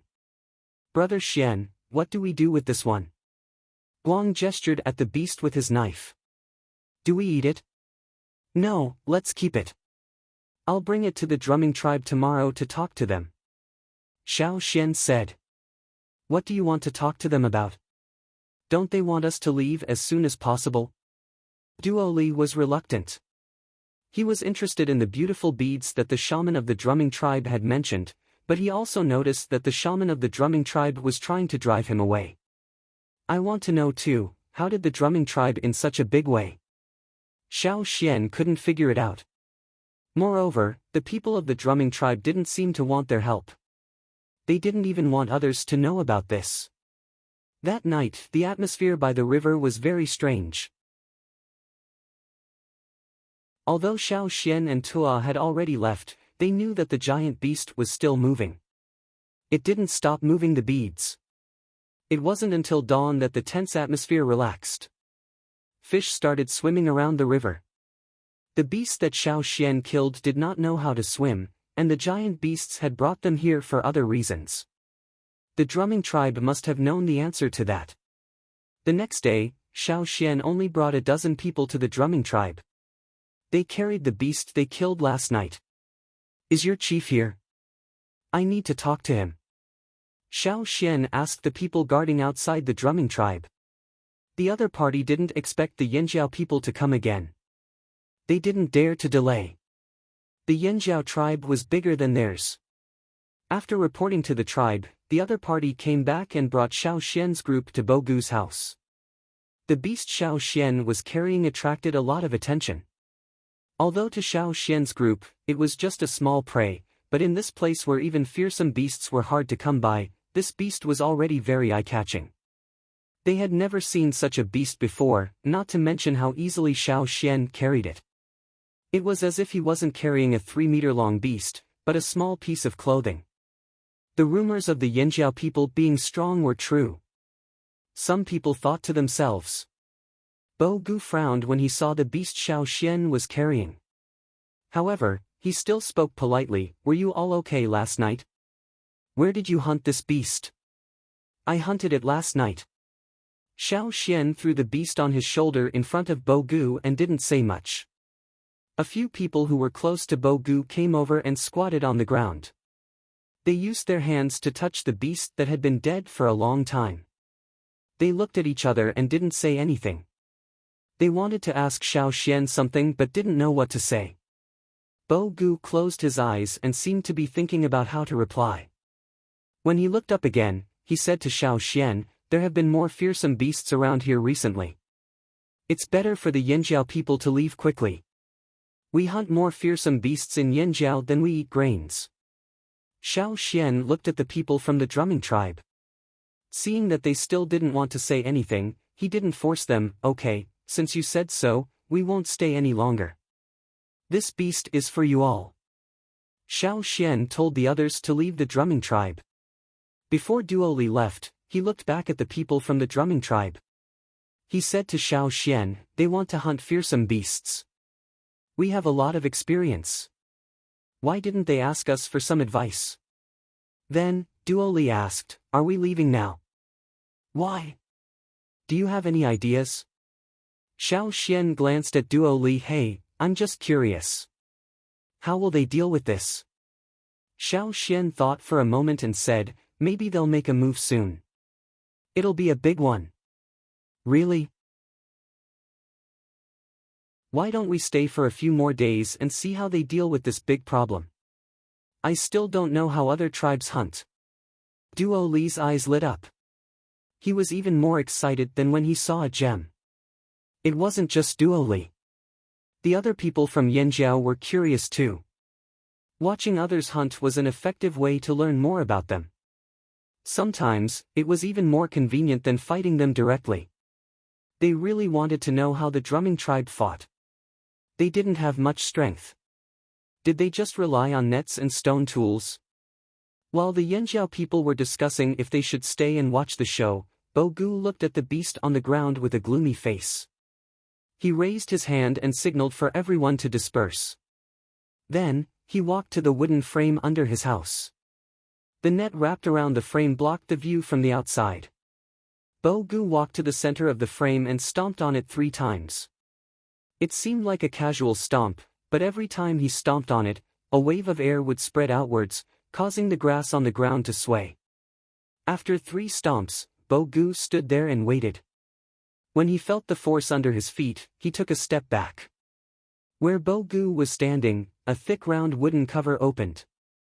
There was a layer of soil on top of the cover. There was grass growing on the soil. There was a hole in the ground. When the thick wooden lid opened, a man came out. His face was full of stubble and his nose was protruding. He didn't come out directly but instead leaned against the edge of the hole. He looked up and narrowed his eyes at Bo-gu, then yawned. "What's the matter? Is it safe underground?" Bo-gu asked. The person impatiently smacked his lips. "Of course. If it's not safe, why would I sleep here? It's just too noisy at night. You guys are making too much noise." The person spoke quickly and his voice was sharp. If someone wasn't familiar with him, they wouldn't be able to hear what he was saying. But Bo-gu was already used to their way of speaking. He could hear every word clearly. Bo-gu didn't mind his complaints and only said, "As long as it's safe." Then, he turned to leave. The person saw this and was about to go back to sleep when he thought of something. He poked his head out and quickly asked, "I heard there are Yanjiao people coming to your tribe?" "Yes." Bo-gu's expression was indifferent as if he didn't want to say more. But the person didn't seem to notice Bo-gu's expression and continued to ask. "I haven't seen Yanjiao people before. I heard they look like fearsome beasts. Is that true? Do they have fangs, claws and a long tail?" The person squinted his eyes and asked again. "None. Nothing special. I don't believe you. Are they still here? I want to take a peek." "Nope. They left." The person's face was full of pity. He then asked, "Why didn't you ask the Yanjiao people for help? I heard the Yanjiao people are good at hunting fearsome beasts." "If you ask the Yanjiao people for help, it will be easier. This is our tribe's business. There's no need for the Yanjiao to interfere." Bo-gu said expressionlessly. "Oh, since it's your tribe's business, then we won't interfere." Then, the person didn't wait for Bo-gu's response and closed the hole. The ground returned to its original state. There were only a few traces of the hole being opened. Bo-gu took a deep breath and raised his leg. He wanted to stomp on the hole and collapse it. Let's see how the people below can sleep peacefully. But Bo-gu controlled himself and sighed. He walked towards the shaman's house.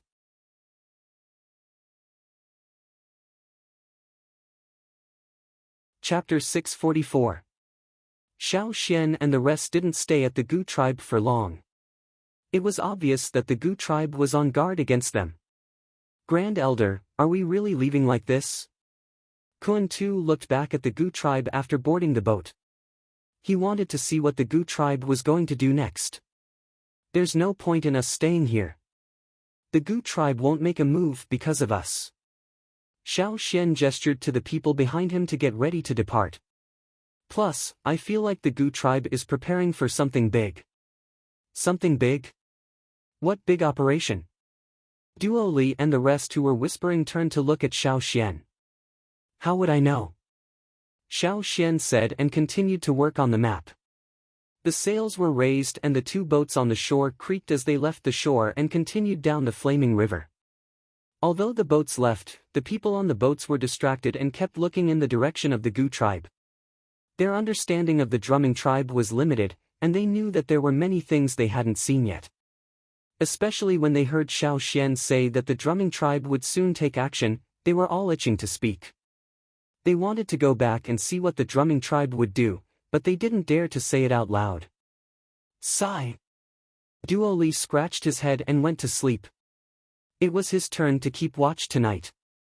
After the 2 Yanjiao boats left, a few figures came back from the forest. "Yanjiao left?" Bo-gu asked the person who just came back. Yes, they left. I saw them leave with my own eyes before I came back, said the person who just came back. If that's the case, we should make a move too. Bo Gu's face was filled with determination. Since he decided not to let Yanjiao interfere, there was no need to regret it now. Tell everyone to get ready. Bo Gu walked towards the shaman's house and told him that Yanjiao had left. The shaman closed the door to his house after Bo Gu told him about Yanjiao's movements. He was the only one left in the house. The Gu tribe's fire seed was very close to his house. He could see the fire pit burning from the window. Facing the direction of the fire pit, the Gu shaman sat down cross-legged and closed his eyes. He raised his hand and accurately reached into a wooden tray that had been prepared beforehand. He dipped his right thumb into the viscous black paint and dropped it onto a piece of linen cloth in front of him. The linen cloth wasn't big, only about half a meter square. After the shaman touched the cloth, he started to draw a simple abstract shape on the cloth. As the drawing was completed, it could be seen that the Gu witch had drawn a standing figure on the linen cloth. The figure had both arms outstretched, with one arm raised and the other hanging down slightly, as if he was about to throw something. And next to the person was a net. After drawing the pattern, the Gu shaman did not retract his hand. Instead, he placed his thumb in the middle of the net and closed his eyes. After a while, the Gu shaman retracted his finger, opened his eyes and stared at the direction of the fire pit. After a while, he retracted his gaze and walked to a room in the house. That was where the ancestral records were kept. Different from the animal skin scrolls used by other tribes, the Gu tribe used cloth to record things.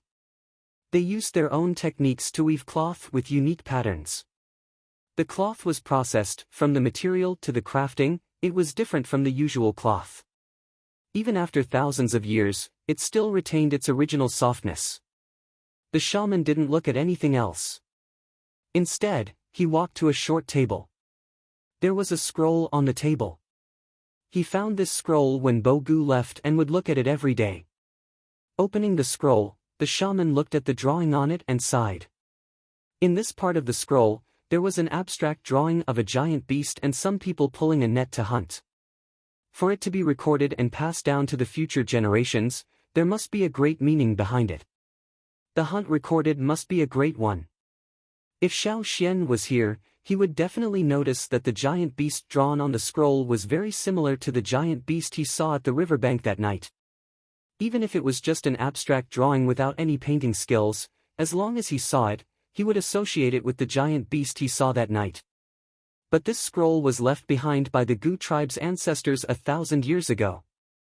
1,000 years ago, before the disaster, before the river was formed, the land of the fearsome beasts was connected to this place. The Gu shaman sighed again and closed the scroll. The moment the scroll was completely closed, all of the Gu shaman's emotions and worries turned into a resolute killing intent. It's been 1,000 years, it's time to end this. Xiao Xian was very confused when he saw the giant beast at the river bank. He didn't know how the Gu tribe provoked such a fearsome beast. After all, the river only disappeared after the disaster last year. Even if the flaming river couldn't stop all the fearsome beasts, it shouldn't have attracted such a strong beast that lived deep in the forest. Moreover, this ferocious beast deliberately created trouble for the drumming tribe by transporting the ferocious carnivorous beasts that could not swim across the river one by one. It was a strong and cunning fearsome beast, but it was overly cautious. The truth was, this grudge was formed 1,000 years ago. Before the disaster, the two sides of the flaming river were connected. The tribes living here often came into contact with fearsome beasts. The scroll that the Gu shaman took out recorded the hunt that took place 1,000 years ago. Back then, the ancestors of the Gu tribe had their eyes on the fearsome beast and set up a hunting net to hunt it down. Unfortunately, the beast left in the end. Not long after, the disaster of heaven and earth arrived. A huge crack appeared, and the dangerous river and the giant beasts that had never existed here before appeared one after another, cutting off the giant beasts on the other side of the river. All the tribes on this side of the river ushered in a new life with almost no ferocious beasts for nearly 1,000 years. This was because the ferocious beasts on this side of the river were hunted down one after another, but no more ferocious beasts crossed the river to this side. Now, the barrier was broken and the fearsome beast that bore a grudge for 1,000 years appeared again. 1,000 years had passed. The ancestors of the drumming tribe who hunted the beast had long passed away, but the giant beast was still alive. It was even stronger and smarter. It was also a beast that could grow endlessly. As long as it was alive, it could continue to grow. Now, it still remembered that its claws were chopped off and came back for revenge.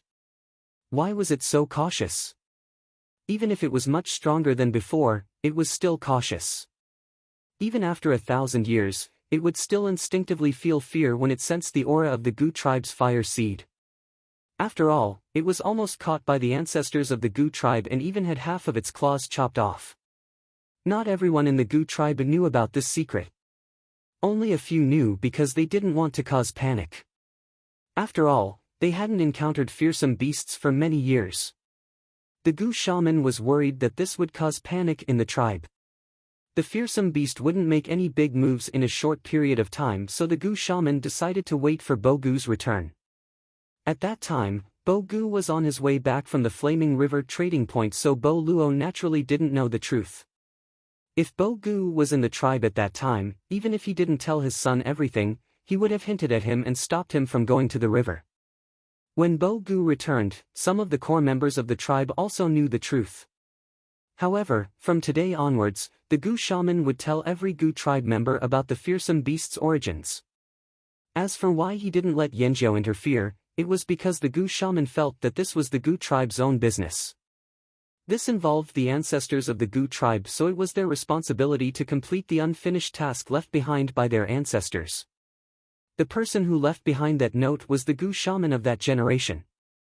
After he drew the scroll, he left behind a sentence at the end: "If you encounter it, kill it."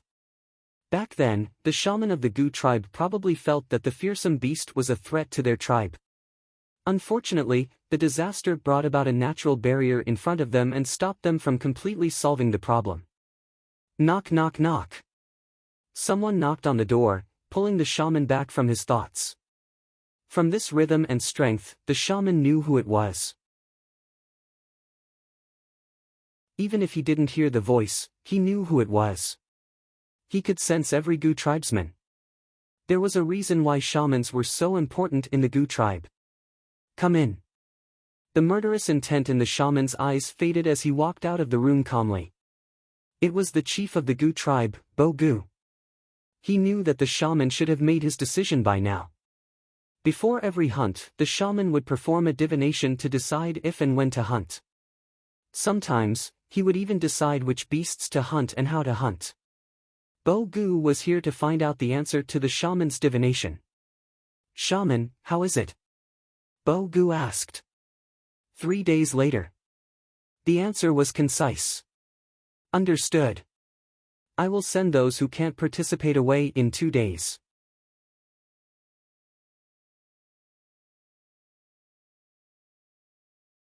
Chapter 645. The drumming tribe had made a big move this time. They were about to face a battle that had been delayed for 1,000 years. It was bound to affect everyone in the tribe.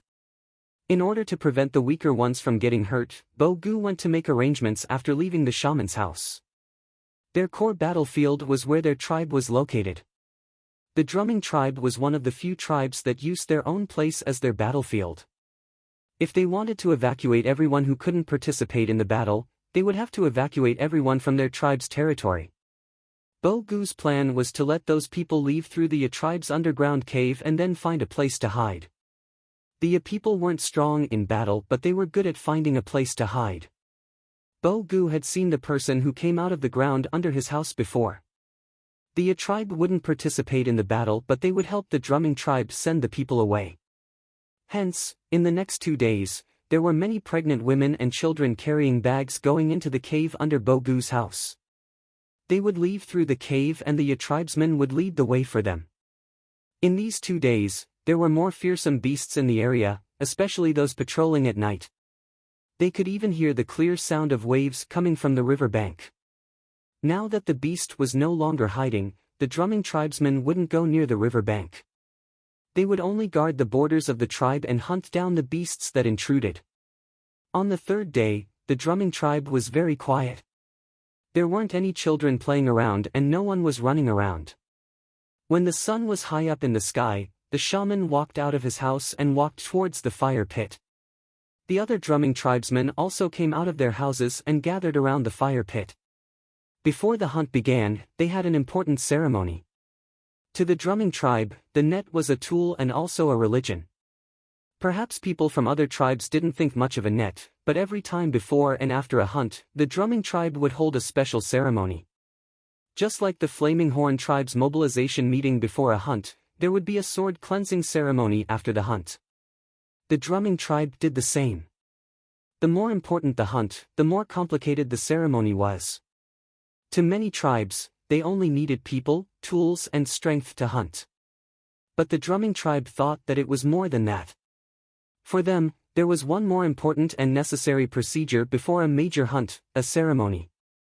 Without that ceremony, the people of the drumming tribe would feel that no matter how powerful you were, no matter how skillful your hunting skills were, and no matter how sharp your tools were, without a ceremony, there wouldn't be a satisfying hunt, and they wouldn't be able to achieve their goals. That ritual would bestow power to the hunting net in their hands. This power would allow them to hunt with satisfactory results. They would not miss their targets, they would capture enough prey, and all their tools would achieve the greatest effect. When it came to rituals, they would naturally mention the shaman. The shaman was the host of the ritual. All important rituals of the tribe were inseparable from the shaman. The shaman was the most important person of the ritual.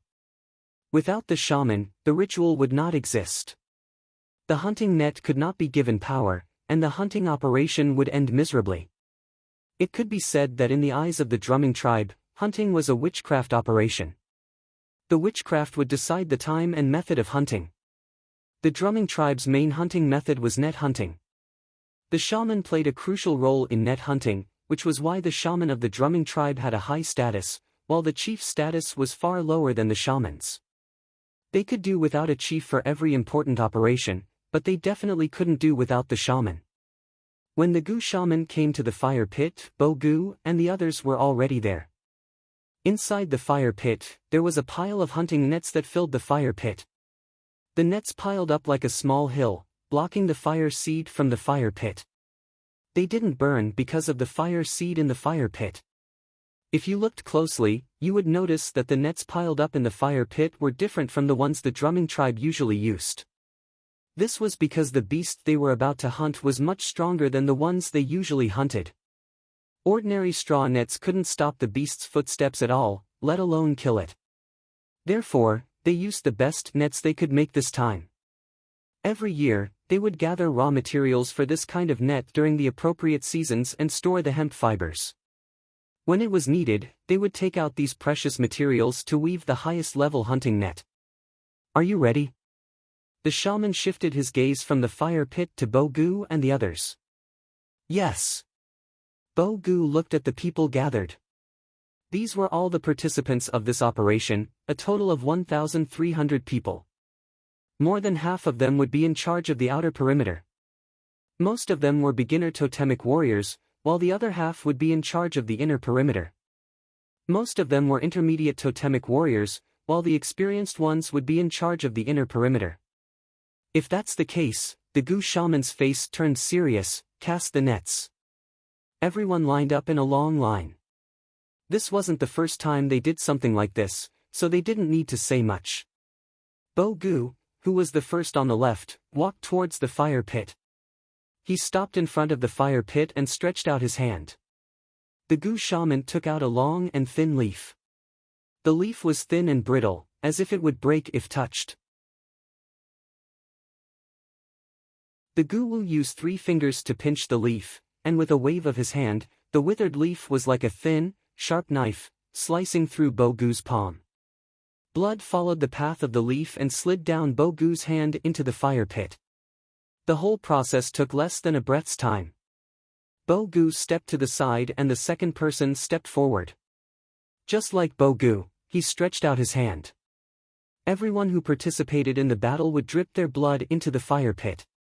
Even though there were 1,000 people here, it didn't take long. When the last person finished, it only took half an hour. When everyone was done, the Gu shaman flicked his finger and threw the leaf into the fire pit, sticking it on top of the hunting net that had been piled up into a small mountain. What was the meaning of the net? Subdue. Conquer. As the ceremony continued, this thought seemed to have spread out along with the net. Inside and around the Gu tribe, there were waves of restlessness. The birds that used to fly here had long left. The insects that hid behind the leaves had already spread their wings and flew away. The other reason why the Gu tribe didn't want the Yanjiao to interfere was because if the net was activated, the Yanjiao wouldn't be able to do anything. In fact, they might even leave the net. In the flaming river, the calm waves churned as if something was stirring vigorously below and was about to burst out of the water.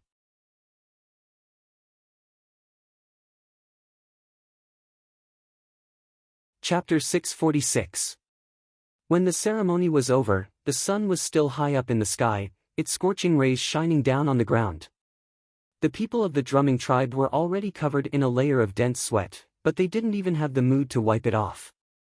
They silently followed the tasks assigned to them and went to different places. Once the mission started, they would chase with spears, draw bows and arrows, use ropes and lassos. Everything would go according to plan. They were nervous. This would be the first time in 1,000 years that their tribe faced a beast of that level head-on. When everyone was in position, the Gu shaman stood alone by the fire pit and picked up an object. It was a hard, round object made of dense hemp fibers. It was about the size of a palm and as thick as a knuckle. This object was connected to a long handle and the Gu shaman held it in his hand.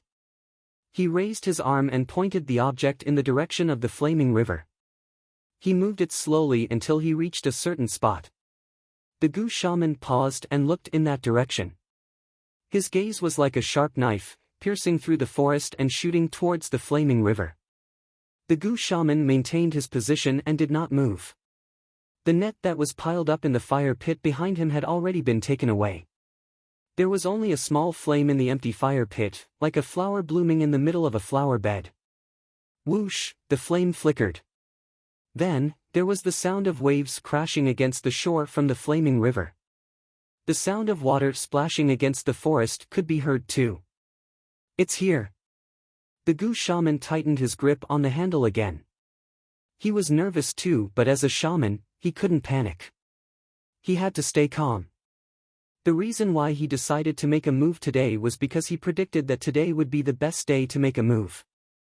The weather was fine and there was no rain, so it wouldn't interfere with their movements.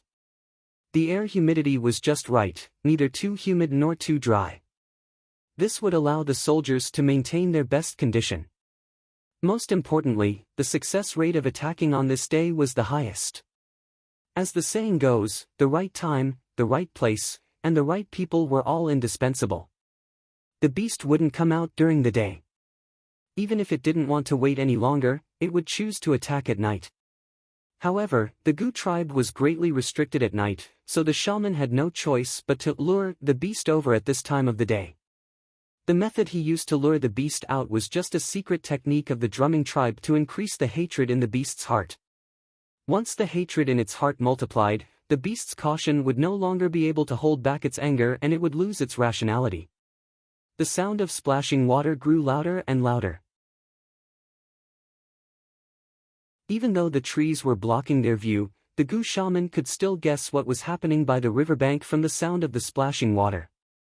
The first step, lure, was a success. The Gu shaman let out a sigh of relief, but he didn't dare to let his guard down. His eyes were still fixated on the beast, his fingers were trembling. This wasn't something he could control, this step required a lot of energy. Against such a beast, he could only do his best. Boom! A tremor could be heard from the ground. Boom! Boom! Boom! The trembling grew louder and more urgent. It was on land. Even though the forest on this side of the flaming river was dense, it couldn't compare to the ancient forest on the other side of the river.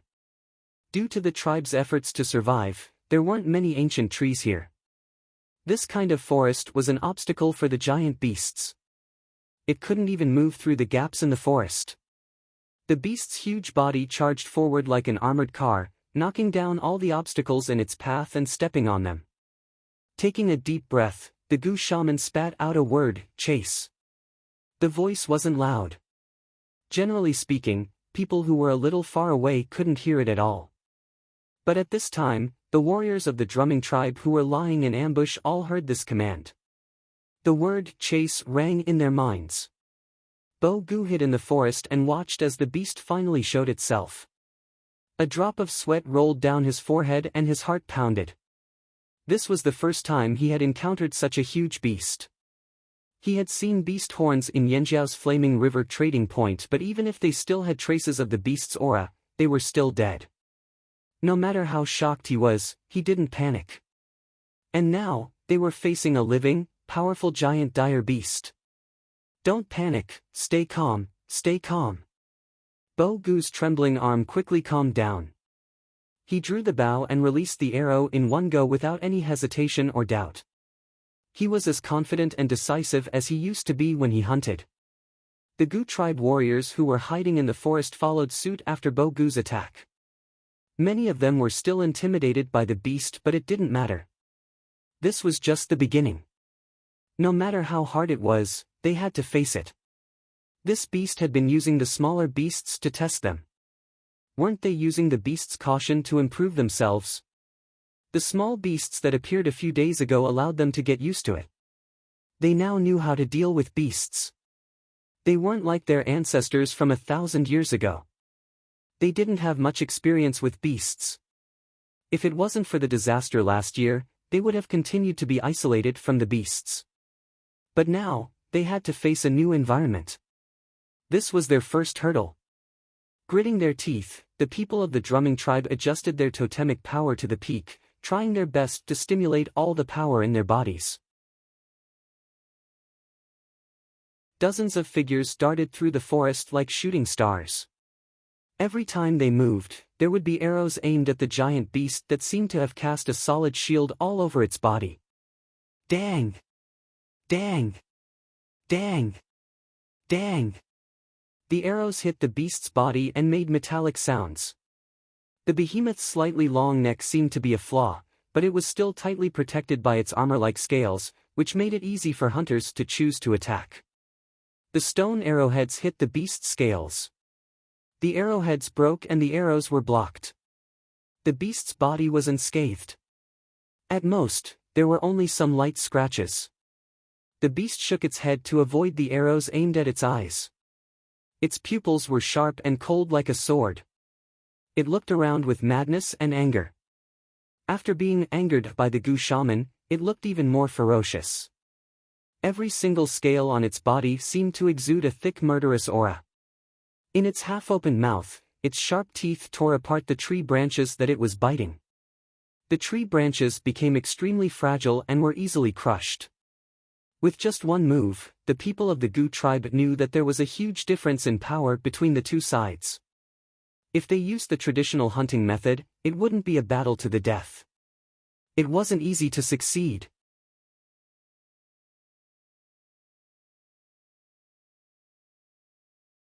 Chapter 647. A sharp roar like the friction between rocks could be heard. The forest seemed to be pushed outwards by an unintentional hand. The stone arrowheads constantly clanged as they struck the giant beast's body, but the giant beast simply raised its front paw, completely ignoring the dense barrage of sharp stone arrowheads, and pushed down all the trees in its way, venting the anger in its body. Goo realized that the beast's paw wasn't complete. It looked a little deformed, as if it was cut by someone. Yes, it was this paw. Thousands of years ago, when the ancestors of the drumming tribe were hunting this beast, although it escaped, it left behind half of its paw.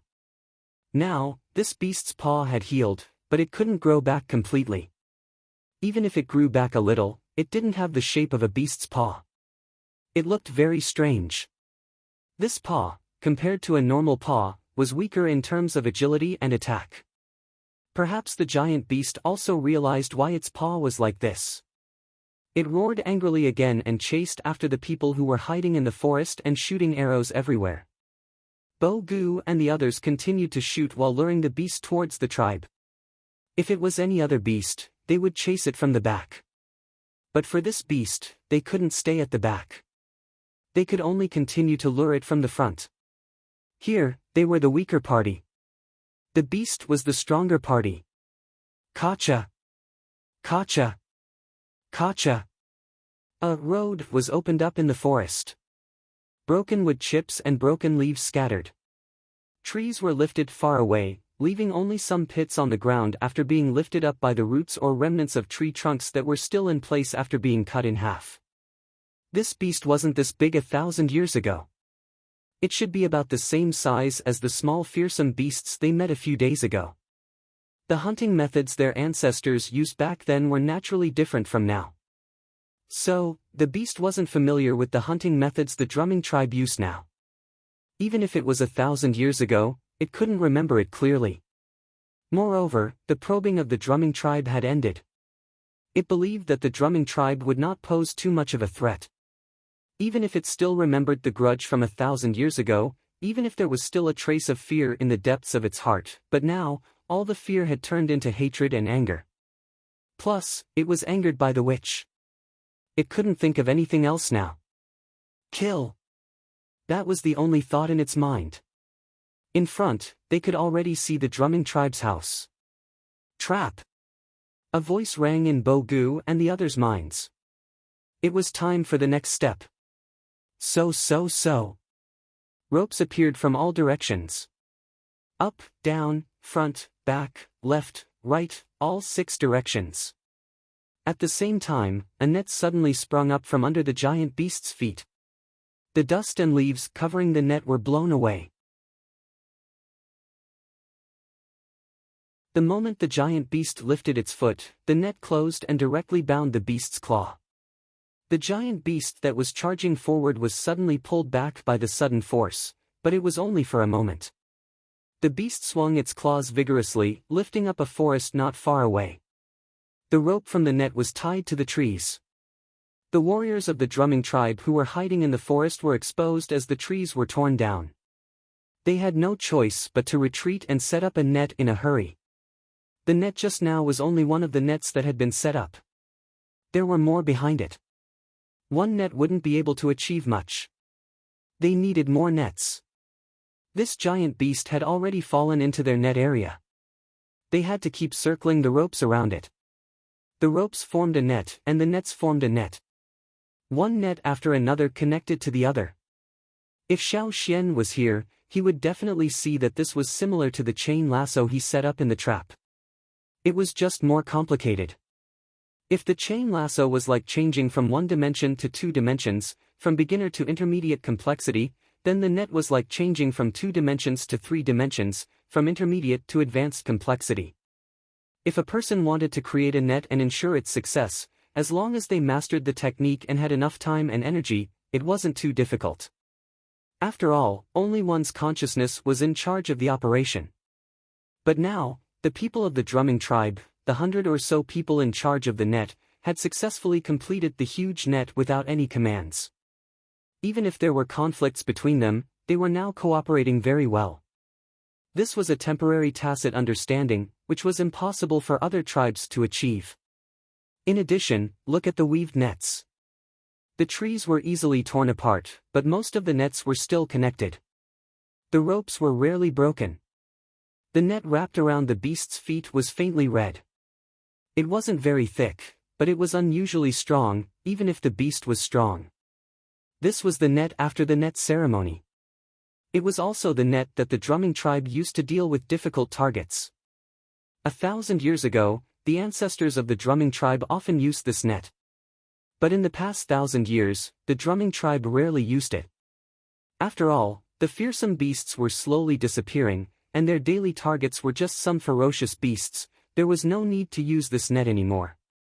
Now, after 1,000 years, the drumming tribe was using this net again. More and more nets wrapped around the beast's feet, and more ropes were wrapped around the beast's body.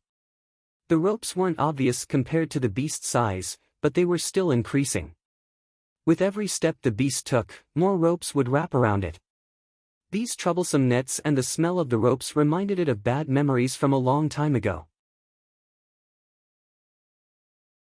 When it thought of its half-chopped claw, it couldn't help but become more irritable. The Gu shaman looked at the giant beast and shouted again, "Capture!" Bo Gu attacked from the back of the beast, his totemic power infused into his arms. The veins on his arms bulged like dragons as he swung his sword down. The sword emitted a suffocating cold light as it landed heavily on the beast's neck. If it was in the past, the beast's head would have been chopped off easily. Even the fearsome beasts from a few days ago couldn't survive this strike. Such a large beast should have been injured by this strike, right? However, when the blade collided with the beast, a sharp screeching sound could be heard. Bo Gu felt his entire arm go numb from the impact. He looked at the area where the blade had touched, only a few scratches could be seen. There was no trace of blood. This strike didn't even cut through the beast's skin. Not only that, Bo Gu could feel that the sword in his hand couldn't be used anymore. There were already cracks on the sword's body. Bo Gu was shocked when he heard this. The other drumming tribesmen who saw this were also shocked. Most of their stone tools were above average, and some were even made from high-quality stones. But this scene told them that their stone tools were useless. Was this a scam? But no matter what, even though they knew their stone tools weren't effective against the beast, they still had to continue with their plan. At the same time, in the flaming river, two boats that were supposed to sail downstream were now heading upstream.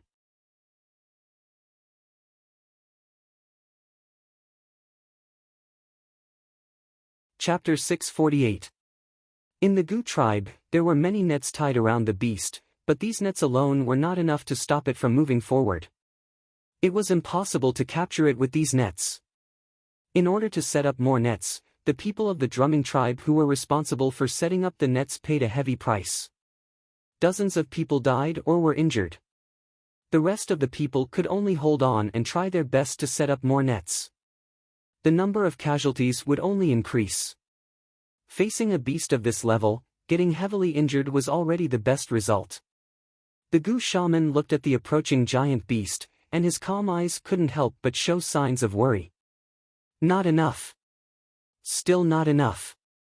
If he wanted to achieve the desired result, the net that he had set up now was not complete enough. Even if he was prepared, the shaman still underestimated the beast's ability. The people in charge of the nets had already tried their best, so he could not blame them anymore. In the end, it was because they were inexperienced. Facing a beast of this level, although they were not flustered, they were not efficient enough and missed many opportunities.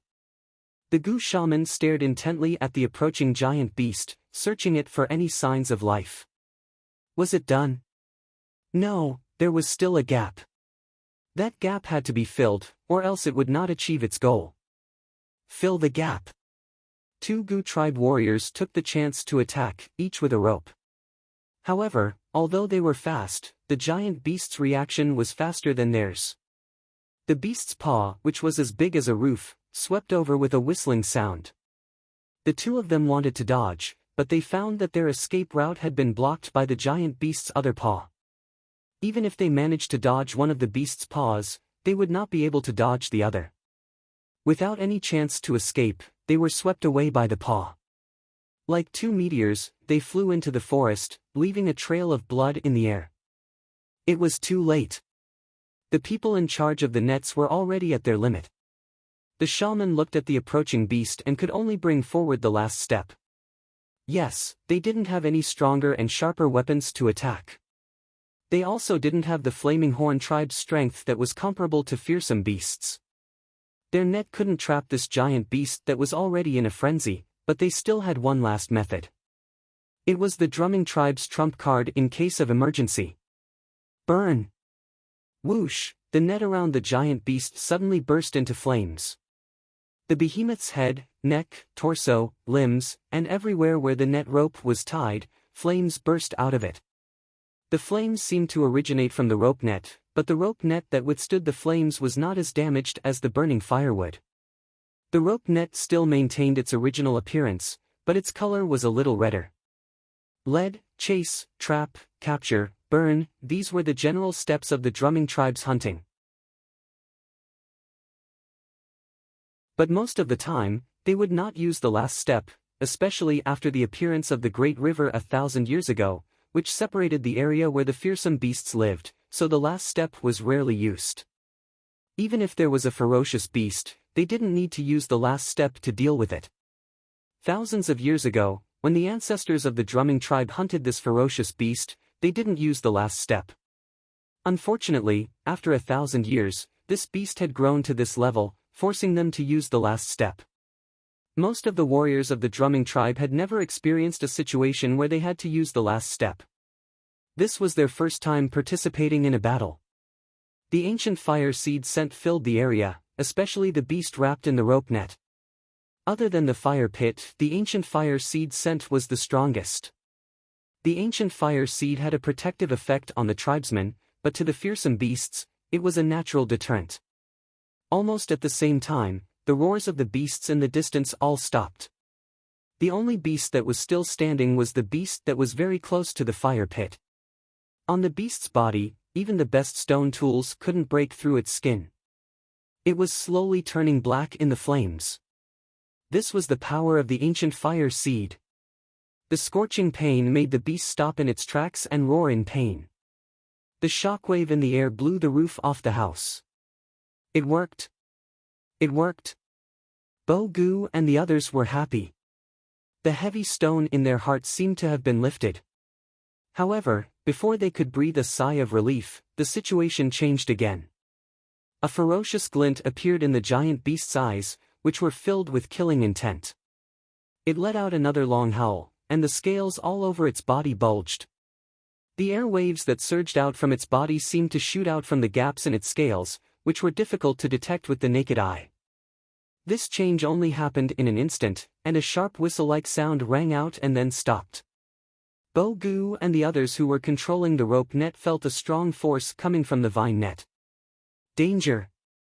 Just as this thought flashed through their minds, the next moment, the sound of bones breaking could be heard. Blood spurted out from the hand holding the net. Even the bones could be seen. Bang! The sound of the rope breaking could be heard. The first part of the rope that broke was the gap that the shaman thought he couldn't fix. It was as if a chain reaction had started, spreading from the gap to other parts of the net. Bang! Bang! Bang! The sound of the rope breaking could be heard continuously. The sound of the rope breaking was like a firecracker with a lit fuse. It was so loud that people couldn't focus. The net broke off from the beast's body and flew in all directions. Many of the Gu tribesmen were hit by the net. How? How is this possible? Bo-Gu couldn't believe what he was seeing. This beast actually broke free. The Gu tribe's burn technique was known as the ultimate technique. Now, after it was used, its target broke free. Bo-Gu and the others were shocked. The beast's cold eyes scanned the surroundings and finally fixed on the figure in front of the fire pit. Bang! The beast's paw smashed into the ground, causing the ground to crack and dust to fly everywhere. With another deafening roar, the giant beast stomped its feet on the ground, ready to charge in that direction with an imposing aura that seemed capable of killing any beast that stood in its way and killing any god that stood in its way. Whoosh! The sound of something breaking through the air was suddenly heard. The beast's head was knocked to the side by the sudden powerful impact, and the momentum that the giant beast had just accumulated was suddenly interrupted. A green spear stabbed into the beast's head. To be exact, it stabbed into the beast's face, below its eyelids and above its mouth. It almost pierced its eyes. The green spear's handle was as thick as an adult's arm. It was made from an unknown tree. The spearhead was a strange green color. Under the hot sun, it shone with a cold luster. Poochie, dark red blood spurted out from the wound. Then, more blood flowed down the spear's handle. Previously, the drumming tribe couldn't break the hide with their stone tools, but this spear did it. The beast's attention was attracted by the spear. Perhaps it didn't expect that it would be injured by a human's weapon.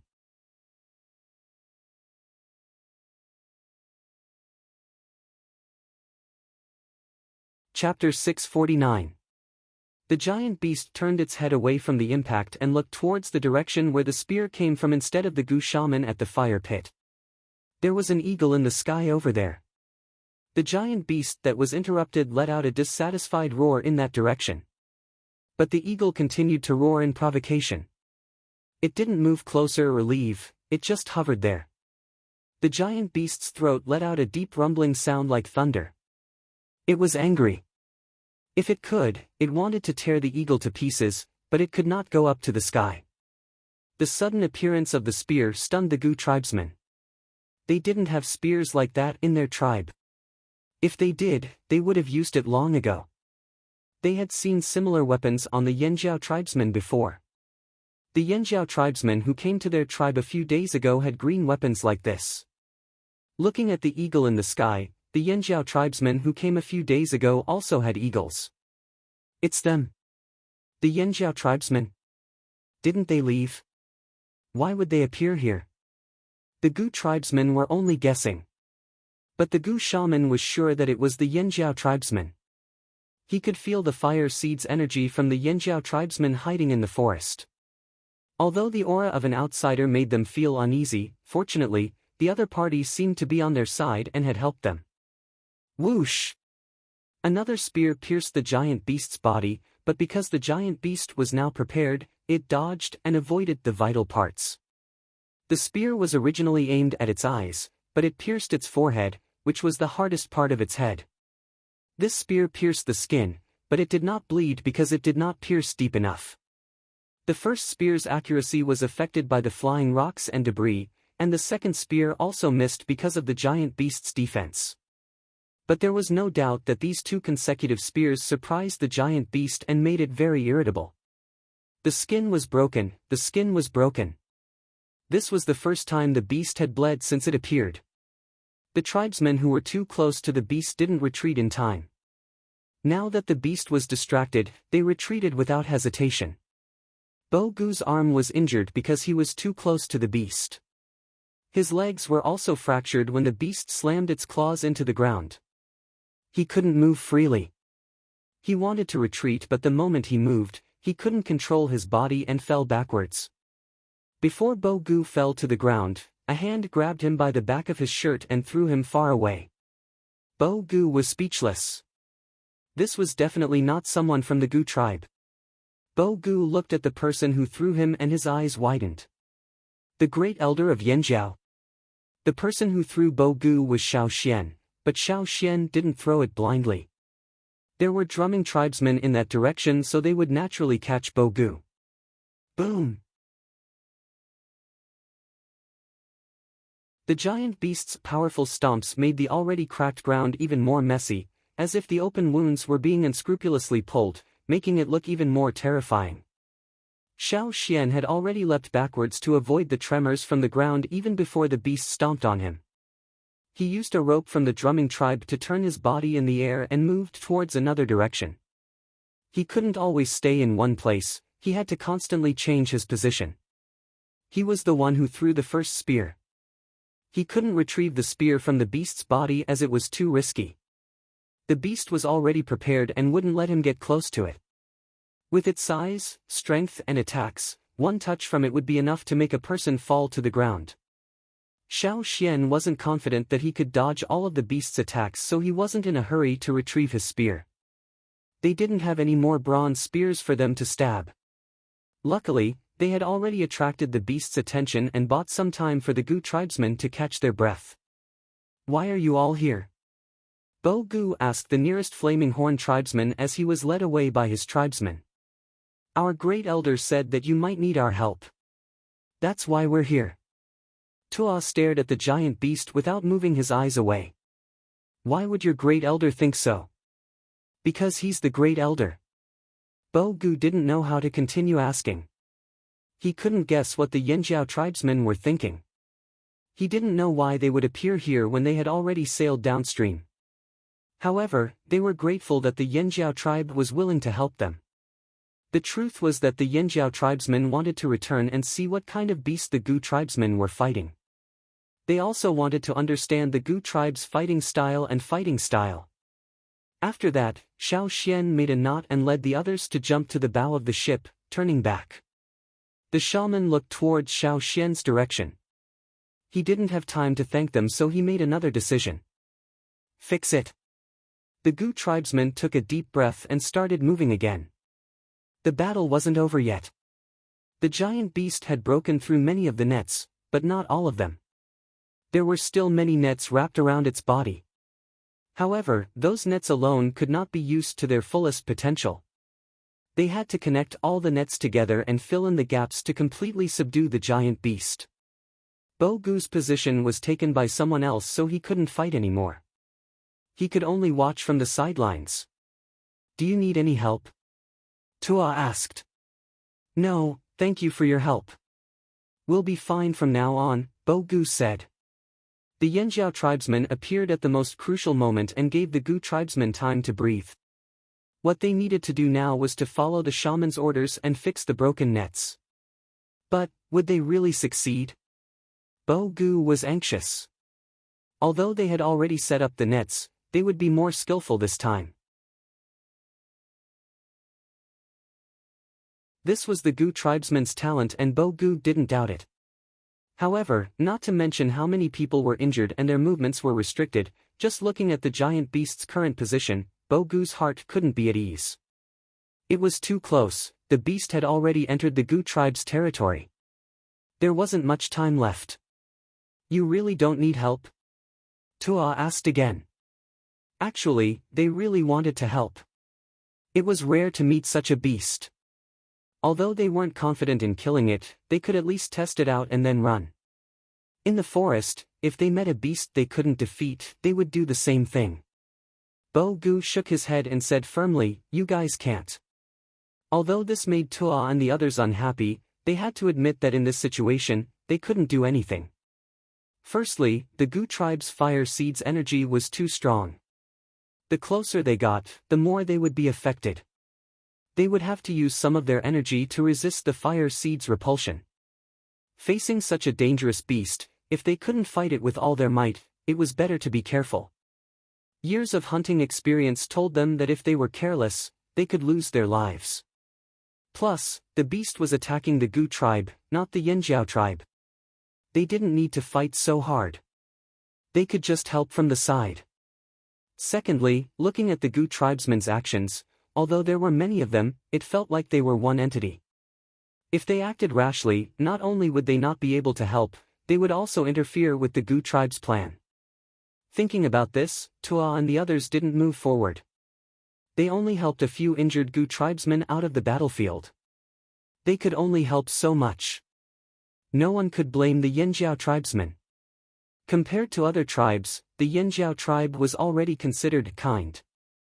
For now, they could just watch from the sidelines. Wait, something's not right. Tua shivered. Their leader, the Great Elder, didn't seem to have returned yet.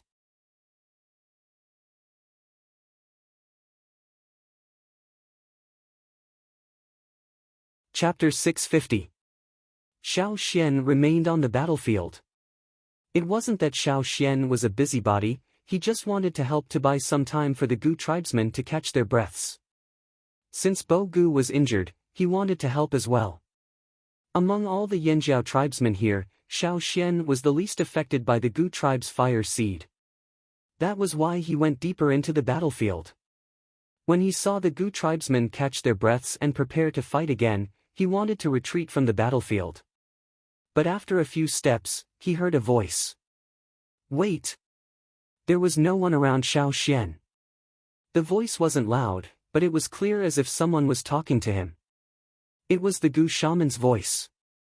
It was a secret technique that allowed Xiao Xian to stay and help them. Maybe the shaman saw that Xiao Xian wasn't affected by the Gu tribe's fire seed. He was also strong. After seeing the two spears, the shaman was sure that only Yanjiao tribesmen could hurt the beast with weapons. The shaman even promised that if Xiao Xian helped them this time, the Gu tribesmen would repay the Yanjiao tribe. As for what benefits they would give, the situation was too dangerous for them to discuss. Xiao Xian agreed. The shaman would tell Xiao Xian when to attack. Front claw. Xiao Xian lowered his body abruptly, as if he was sliding on the ground, towards the beast's claw that was propped up on the ground. The beast was looking in another direction. Taking this chance, Xiao Xian slashed at the beast's claw. A golden light flashed. Clang! The sound of metal colliding rang out, followed by an ear-piercing explosion. Shards of scales with a metallic luster broke away from the beast's paw and splashed in all directions. A mark was left on the tough, armor-like beast skin and scales. As for Xiao Xian's hand that was holding the sword, he only felt waves of burning numbness from his wrist to his shoulder. Tough! That was Xiao Xian's first thought. He didn't feel it when he threw the spear, but now he felt the recoil from the sword. Xiao Xian could feel the beast's strong defense. No matter if it was a strong blow or a sharp blade, it would be greatly weakened when it came into contact with the beast's tough scales. With such a strong defense, even if 200 Yanjiao tribesmen attacked at once, this beast would still be able to hold on for a while. This beast, Xiao Xian's heart skipped a beat. Perhaps it was not obvious just by looking at its size and reaction speed, but he felt that this beast had already surpassed the average fearsome beast. Even the largest fearsome beast they had hunted for the Flaming River Grand Banquet paled in comparison to this beast. Xiao Xian couldn't help but think of the Bat King he met years ago. Back then, the bat was extremely fast. The Flaming Horn hunting team couldn't even catch a glimpse of its shadow. This giant beast in front of them wasn't a speed-type beast. It wasn't agile compared to other fearsome beasts of the same level. It couldn't fly, and it didn't have many other ways to attack. In terms of strength, it might not even be as strong as some of the giant beasts the Flaming Horns had hunted before. However, this giant beast was much stronger than the fearsome beasts the Flaming Horns had hunted before. Perhaps it wasn't as strong as the bat Xiao Xian had met years ago, but it was enough to strike fear into people's hearts. Its defensive capabilities were simply too strong. Generally speaking, an excessively long neck would appear fragile. However, the dense steel armor-like scales protected it tightly. No wonder it was a fearsome beast that had lived for 1,000 years. The Gu shaman didn't know what Xiao Xian was thinking. Even though he was focused on the beast and the Gu tribesmen fixing the net, he still spared a bit of attention to Xiao Xian. He saw the result of Xiao Xian's attack. What a sharp weapon! The Gu shaman's eyes flashed with surprise. He didn't know what material it was made of. Where did the Yanjiao get it? Whether it was the two spears from before or Xiao Xian's weapon, which was completely different from a stone tool, the Gu shaman was shocked. What a monster! But it was a pity. No matter how sharp Yanjiao's weapons were, they couldn't subdue this fearsome beast. Only the Gu tribesmen could do it. The Yanjiao tribesmen could only support them. The skin on the beast's claws was too thick, much thicker than the skin on its face. Even though Xiao Xian's wound was deep enough, it wasn't enough to cause blood to spurt out. It didn't even cause the beast much pain. Compared to the beast's size, a wound like this was nothing. But even so, the beast was still distracted. Its head tilted towards Xiao Xian. After that strike, Xiao Xian dodged to the side without hesitation. In the next moment, the beast raised its paw and stomped down heavily. The stones on the ground were crushed into powder. The ground cracked and caved in. The tremors spread outwards, causing the cracks to widen even further. The original habitat of the drumming tribe had been destroyed beyond recognition after being trampled by the beasts again and again. Outside the battle circle, Guang was holding a strong bow that was almost as tall as her. She aimed an arrow at the giant beast, but she didn't dare to shoot recklessly. She wanted to shoot a few arrows with the other archers, but they soon realized that it wasn't easy to do so. There were people from the drumming tribe everywhere, and they were worried about accidentally injuring them. The Grand Elder told us not to attack for now. We just need to take care of the injured. Kun Tu looked over worriedly. They weren't worried about the Gu tribe. All they cared about was Xiao Xian. Brother Xian isn't an impulsive person. He knows what he's doing. We just need to watch from the side. If Brother Xian asks us to attack, we'll go over. Guang put down her bow but didn't put the arrow back into the quiver. She was ready to shoot at any given signal. At the battlefield, Xiao Xian once again left a sword mark on the beast's hind leg that wasn't covered by the net under the Gu shaman's instructions. There was some blood this time, but it wasn't enough to cause any real damage to the beast.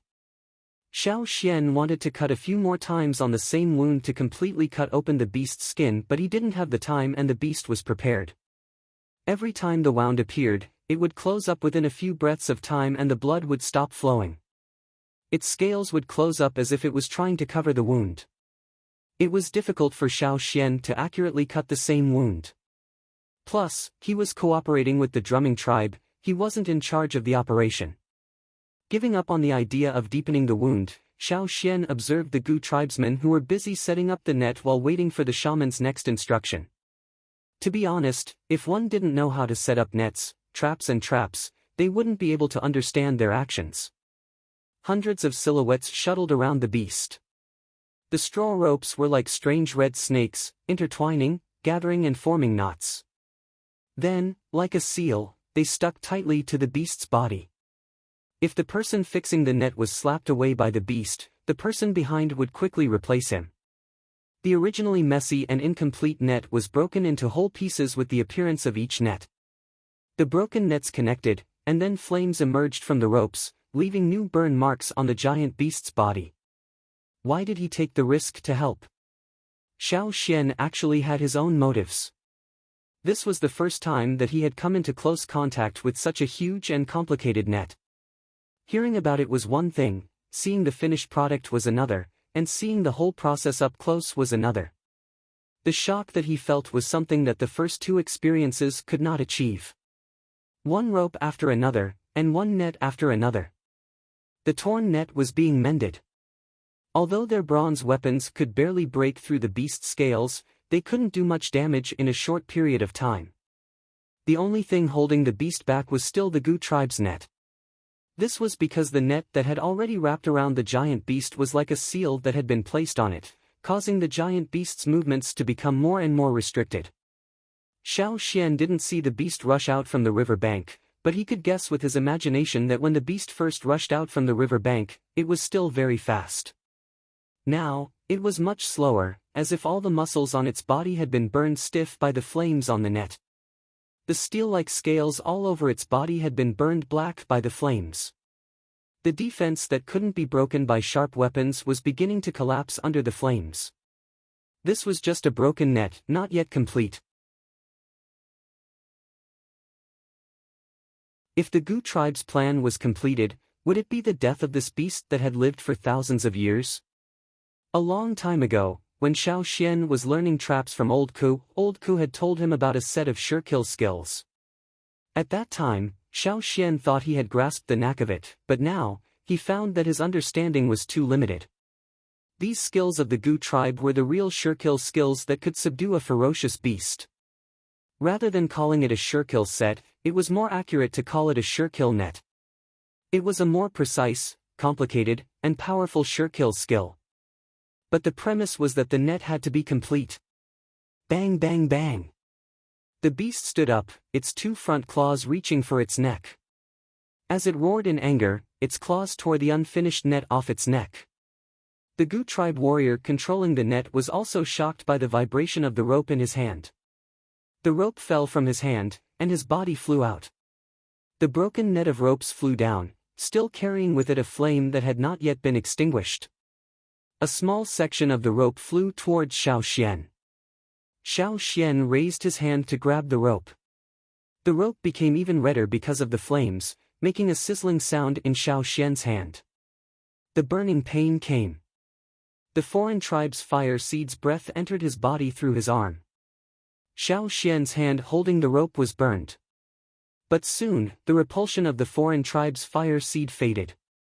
The rope in Xiao Xian's hand was still burning. Although the fire was getting smaller, it still persisted. However, the burning in his hand stopped. It was as if the foreign tribe's fire seed's repulsion towards Xiao Xian had stopped. In Xiao Xian's mind, the totemic flame was very active when it first came into contact with the rope. It was a natural repulsion and resistance between two fire seeds. But soon, it was the light shield outside that became active. As the light shield lit up, the Yanjiao fire seed in Xiao Xian's body and the Gu tribe's fire seed in the rope in his hand both became gentle. It was as if both sides had calmed down. Xiao Xian carefully looked at the rope in his hand that was still burning. The red on the rope quickly faded, and the flame also weakened. The red on the rope was blood. Blood and fire came from the same source. With blood as a guide and rope as a medium, he borrowed the power of the fire seed to fight against a stronger enemy. So that was it.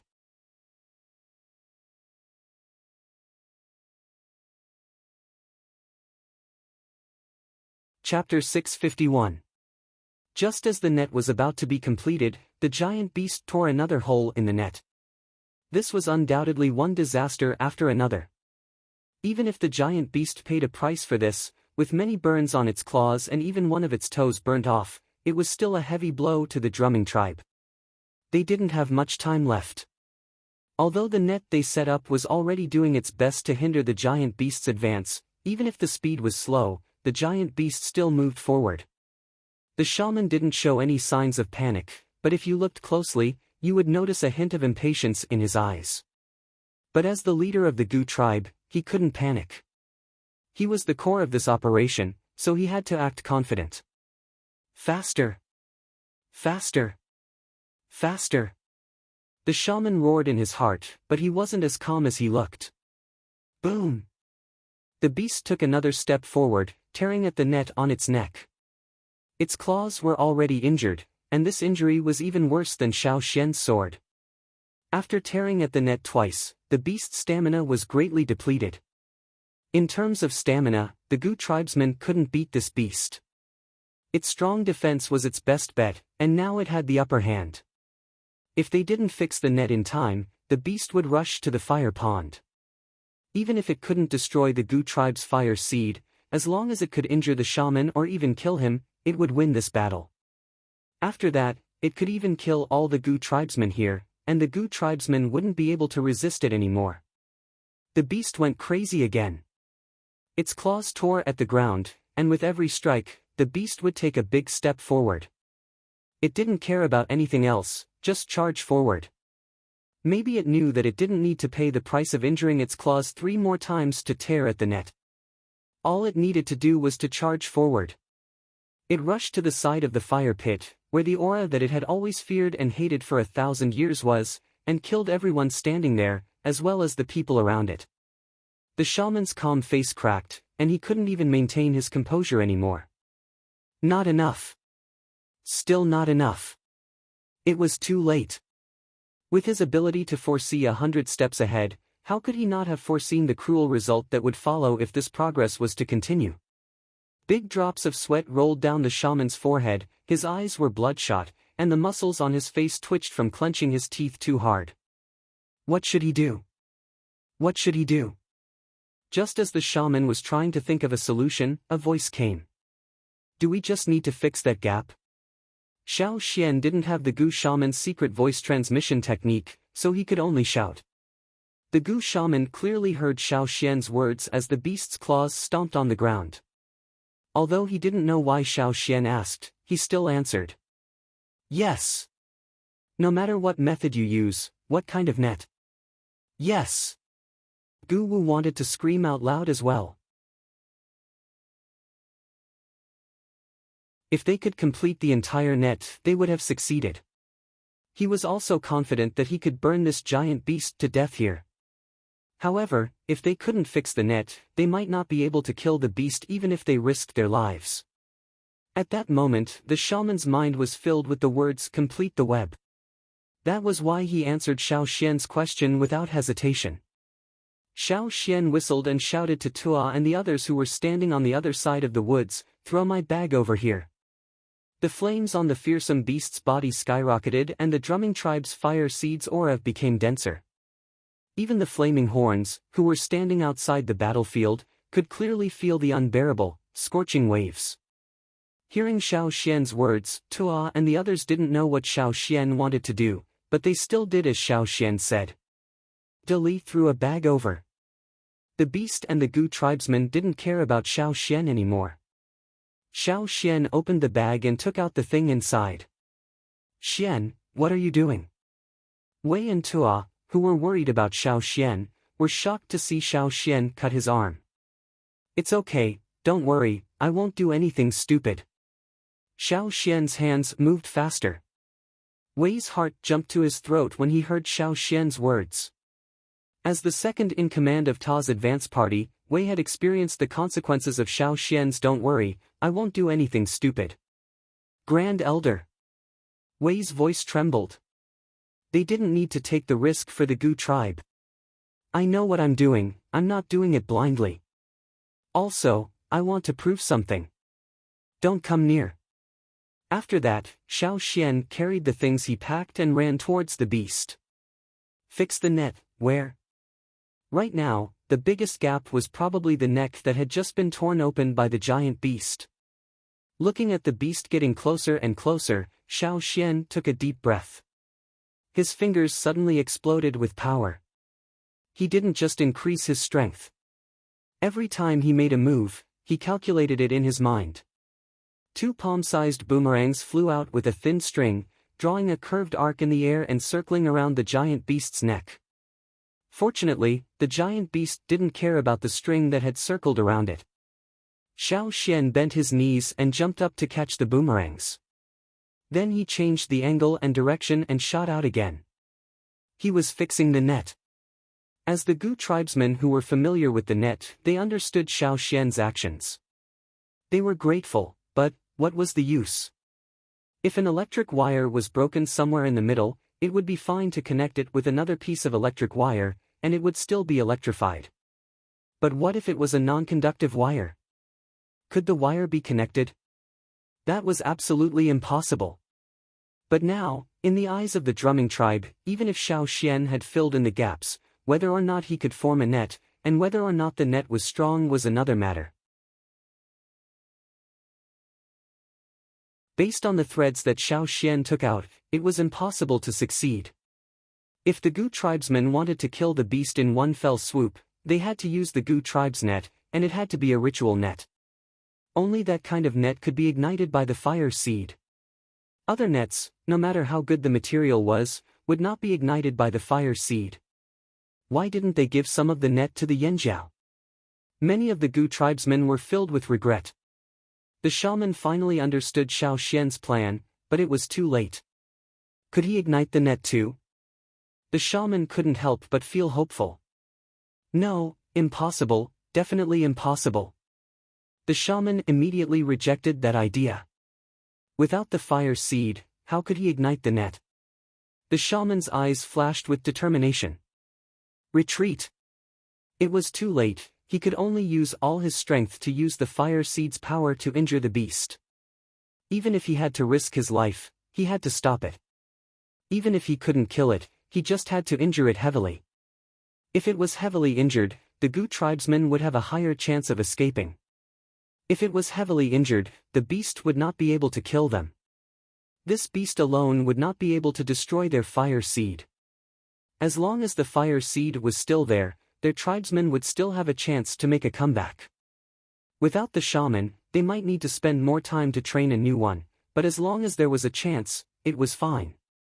Hearing the shaman's words, the Gu tribesmen knew what he was planning. Some of them wanted to fight the beast but were stopped by the shaman. If they charged forward, they would be slapped to death by the beast. There was no need for them to sacrifice their lives. The shaman flipped the wooden handle in his hand, the pancake facing down. His other hand held onto the bottom of the pancake was still facing the beast. He was chanting something, preparing for the final attack. Screech, a sharp, metallic sound rang out, piercing everyone's eardrums. It even interrupted the shaman's chanting. The Gu tribesmen who didn't want to leave had to cover their ears. Their faces twisted as they looked towards the source of the sound. They saw the messy threads around the beast's neck changing at an extremely fast speed. They intertwined and tightened. It was as if the messy threads had turned into a sturdy net. The threads flashed red under Yang Guang's hands. Xiao Xian held on to one end of the thread, the other end was already tied into a knot. As Xiao Xian pulled, the other end was pulled closer to the beast's neck. The threads around the beast's neck tightened. The ear-piercing sound was the sound of the silk thread rubbing against the armor-like scales on the beast's neck as it tightened. Seeing Xiao Xian's actions, everyone's hearts jumped. What was that Yanjiao trying to do? There was no hope of fixing the net. Even if he could fix it, it wasn't the kind of net the shaman wanted. Even the shaman had given up. Why was that Yanjiao still insisting? Although they thought that Xiao Xian's actions were a waste of effort, the drumming tribesmen who saw this scene were really touched. What a good person. The strange movements around its neck made the beast unhappy. It only had eyes for the fire in front of it and the people standing in front of it. Kill them all. Staring at the fire pit, the giant beast did not stop to pull the string around its neck. It continued to rush forward, but when it rushed forward, it swung its neck hard, trying to get rid of the person who was tying the string around its neck. The sudden force pulled Xiao Xian up. Because he was still holding onto the thread, it looked like he was flying a kite. Xiao Xian was the kite that was being flown up into the sky. The Yanjiao tribesmen were watching nervously. Their eyelids twitched uncontrollably. They didn't know what to do. Xiao Xian, who was being carried up into the sky, was calmer than they thought. There seemed to be a voice in his head telling him, yes, this will work. The totemic flames in his mind burned brightly. The fire seed's power in his blood flowed rapidly through his body. His blood was about to ignite. Whoosh! Xiao Xian's body was suddenly engulfed in flames. It was as if he was suddenly on fire. The totemic patterns under the flames were clear as day. A strong light turned into a glaring fire dragon. It followed the titan thread from top to bottom, like lightning striking down from the sky, straight towards the beast's neck.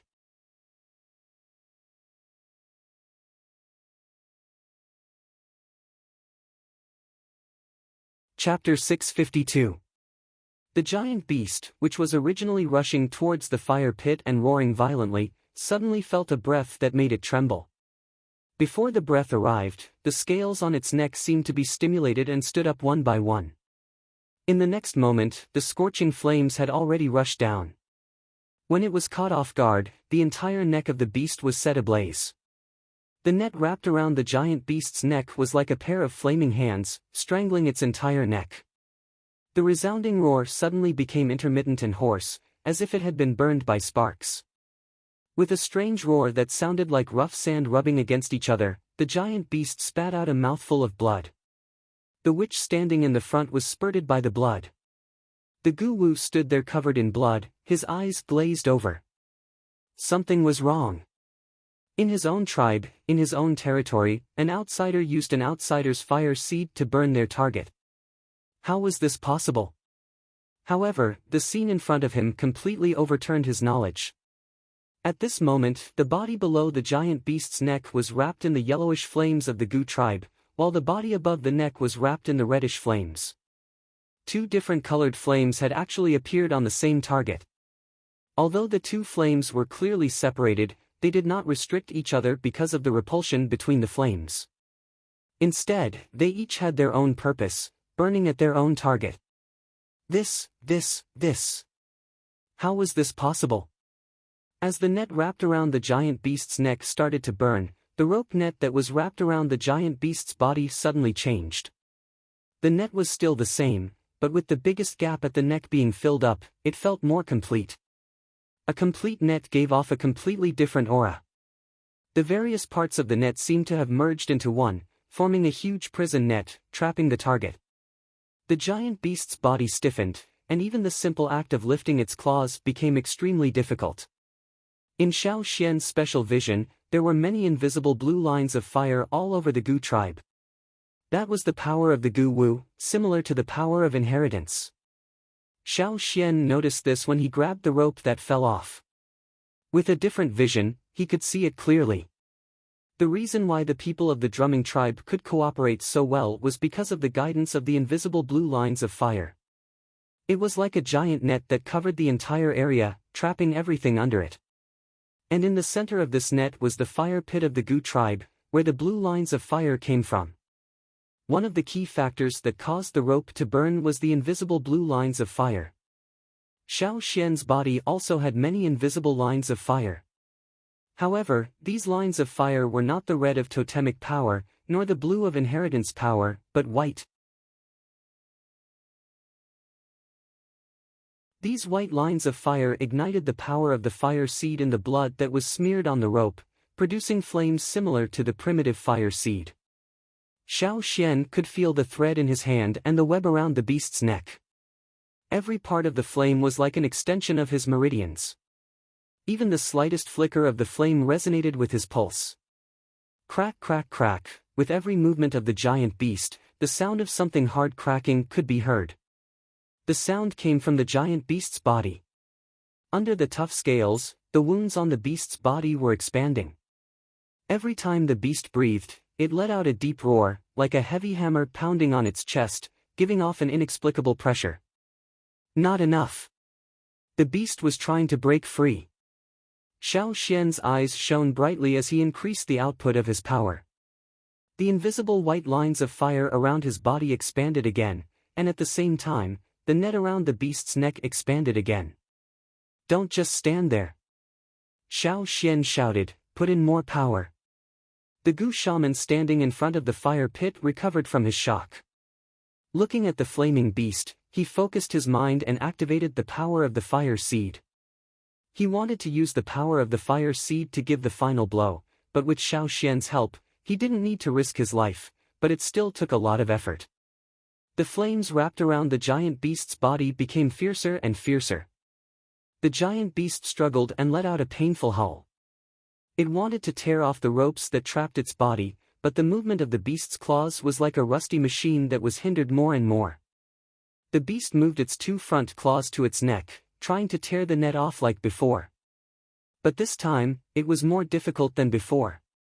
Not only was its movement hindered, even when it touched the rope, it couldn't pull it off.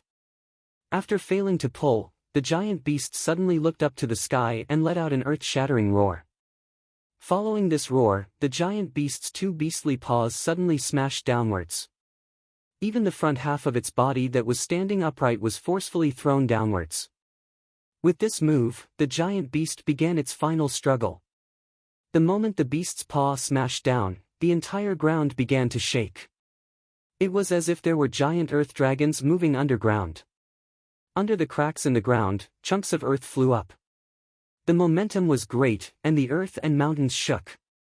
In such a large area, stones, wooden stakes dug deep into the ground to build houses, and trees rooted to the ground were all detached from the ground. No one could have imagined that under such circumstances, the giant beast that was trapped by the huge net and burned by the fire seed was still able to unleash such an aura. A strong wind rose from the center of the battlefield, blowing all the onlookers into the sky. Not only was the ground shaking violently, but their minds were also shaken. The moment the air wave hit, those who were slightly closer were momentarily dazed. Due to the beast's movements, Xiao Xian, who had been pulled down by the rope, was lifted up again before he hit the ground. The beast's body was expanding, and a thunderous sound came from its body. Hot air spurted out from under its scales, creating a sharp whistling sound. Pulling out the bones to support the tendons. It wanted to break the net. Charging for the final counterattack. Stubbornly holding on. Xiao Xian could hear the sound of blood flowing in his body. His blood flowed very fast, especially when the flames increased. The blood in his body was like a vast river, gushing non-stop. On the arm that was holding the thread, bulging green veins were pulsating like dragons. His bones emitted crackling sounds, as if they were about to explode in the next moment. At this time, it was a competition of who could last the longest. Finally, after a howl, the beast's head, which had just lifted, was smashed down again unwillingly. Its swollen body seemed to deflate, quickly shrinking and collapsing inwards. The beast's claws gradually slowed down. After an unknown period of time, all of the beast's movements stopped. Even its snorting nostrils disappeared.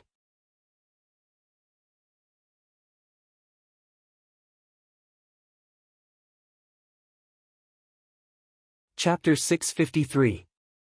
The shockwave from the collision weakened. Xiao Xian, who had been thrown into the air, finally landed on the beast's back.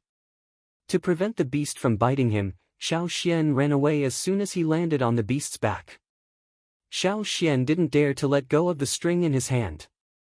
The flames were still burning. The beast's body was burnt black and the original markings were gone. Some of the scales stuck to the surface of the beast's body were exposed. Steam came out from under the scales and there was also the smell of meat. This should be enough, right? The Gu shaman was the first to stop. He had used up too much energy since the start of the mission. Even if he didn't lose his life, half of it was gone. He looked much older now and his black and white hair was all white. After the shaman stopped, Xiao Xian also stopped. The string around the beast's neck continued to burn even after Xiao Xian let go of it. When Xiao Xian retracted his power, the flames on the beast's neck were all extinguished. "Shaman, how are you?" The Gu tribesmen who could still move rushed over and surrounded the shaman. Those who were too injured to move also looked over worriedly. The Yanjiao tribesmen also rushed over to Xiao Xian. "Grand Elder, are you all right?" "I'm all right."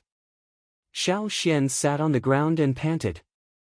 He pointed at the beast not far away. "Go take a look. If it's still breathing, give it a shot." Guang pulled back the bow that was almost as tall as her and shot at a part of the beast's scales that was sticking out of its body. With a whoosh, the green arrowhead pierced through the giant beast's skin and flesh. The entire arrow sank into the giant beast's body. The beast didn't move. Wei threw the stone rope in his hand towards the beast's head. The rope wrapped around the spear and with a strong pull, the spear was pulled out of the beast's head. Actually, when the beast was trying its best to expand, the spears had already loosened. One spear had even fallen off, leaving only one spear on the beast's face. It was the spear that Xiao Xian threw at the beginning. Wei pulled the spear back and stabbed it again. When he pulled it out, there were shreds of flesh and blood on the spearhead. "It's not cooked yet," Duo Li said reflexively. The surface of the giant beast's body was indeed scorched, especially the parts close to its scales. Some of them were even burnt like charcoal. A single spear strike could bring up a lot of black residue. But the parts closer to the core were still raw. The blood hadn't dried yet. "Let it bleed," Tua said.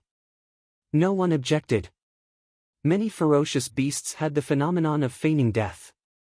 They had once seen a ferocious beast that was being pecked by carnivorous birds in the forest suddenly turn over. Those fearsome beasts only gave up a part of their body. After they escaped death, they would come out of the dead. The rotting parts of their bodies slowly peeled off and regenerated. This beast didn't look like one that could come back from the dead, but it was always better to be careful. Letting out blood was one of the ways to make a beast truly dead. They had used it before when they were hunting. However, this beast wasn't really the Yanjiao's prey. Generally speaking, this was the result of cooperation between the two parties. If they wanted to kill this beast, they had to ask for the other party's opinion. Hearing the Yanjiao's question, the Ji tribesmen agreed in a daze. They didn't have any experience with this. Do we need help?" Bo Gu, who was carried over, asked. He couldn't move, but the other Ji tribesmen could. "No need." Wei waved his hand and pulled out his broadsword. He approached the beast while Tua and the others stayed on guard. The scales on the beast's neck were more exposed than the rest of its body. Almost all the parts where the net was exposed were exposed. The net made from worm silk broke into small pieces after the fire went out. With just a little pressure, the small pieces would turn into dust. It wasn't just Xiao Xian's worm silk. All the nets made by the Ji tribesmen turned into dust the moment the fire went out. Their mission was completed. Wei followed the burn marks on the beast's neck and made a cut. The scales were exposed, revealing the flesh underneath. It was much easier to cut. With one cut, there was a deep cut. The flesh on both sides of the cut separated, revealing the dark red meat inside. No blood. Bo Gu was shocked. Can't you see it's cooked? Of course there's no blood. Duo Li actually wanted to cut a piece of meat to taste, but he knew it wasn't the time, so he stood aside and continued waiting. This is just the surface. Wei looked at Tua and saw Tua nodding. He knew that there was nothing wrong with the cut just now, so he was a little relieved. Once again, he added another cut to the cut made by the previous cut. After 2 cuts, the cut was even deeper. They could even see the blood vessels. Still no blood? One more slash. Still no blood? Again. Bo Gu and the rest were observing the actions of the Yanjiao people. These people were indeed more familiar with fearsome beasts. Bo Gu thought about their attitude when the Yanjiao people came over and felt awkward. He wanted to apologize, but he didn't know how to. He wanted to thank them, but these Yanjiao people were more interested in the beast. They didn't have time to look at anything else. It couldn't be helped. As Yanjiao people who hunted for a living, fearsome beasts were more attractive to the Yanjiao people. Especially when they met a strong and unfamiliar fearsome beast, they paid more attention. Now that the beast was dead, they didn't have time to look at anything else. Wei was sweating profusely. He cut the beast's neck in half, but when he touched the vertebrae, there was still no blood. Because the beast's entire neck was cooked.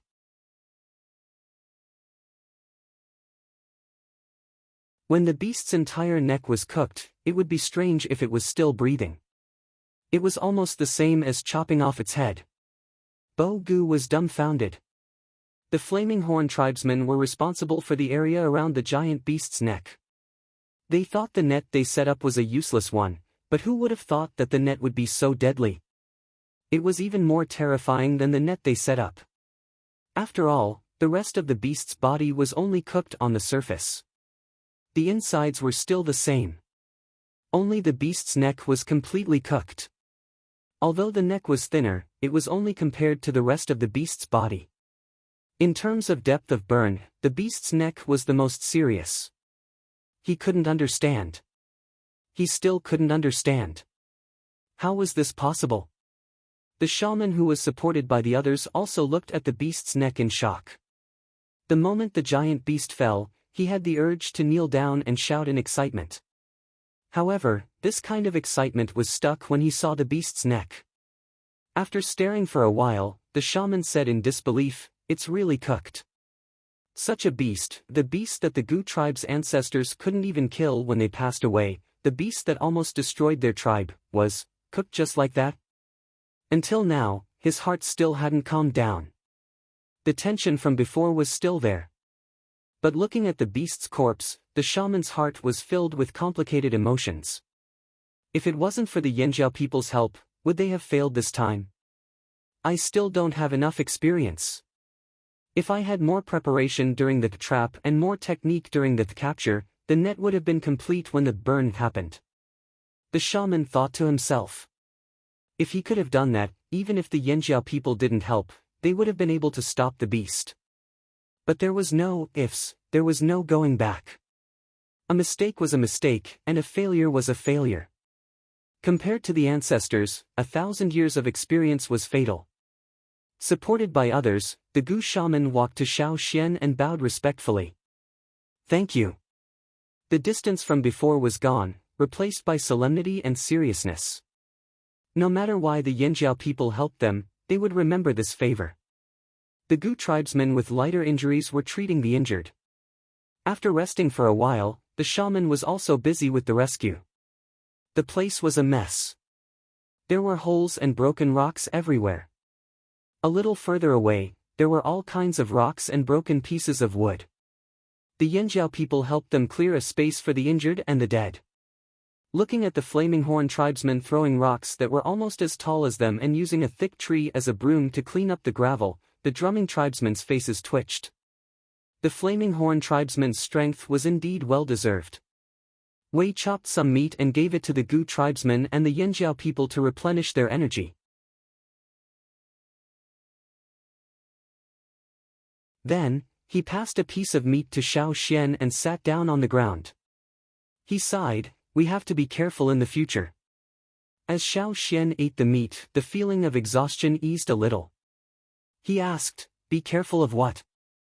"Be careful of the beast's revenge," Wei said.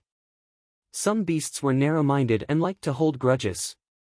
The one the Gu tribesmen encountered was a reminder to the Yanjiao people.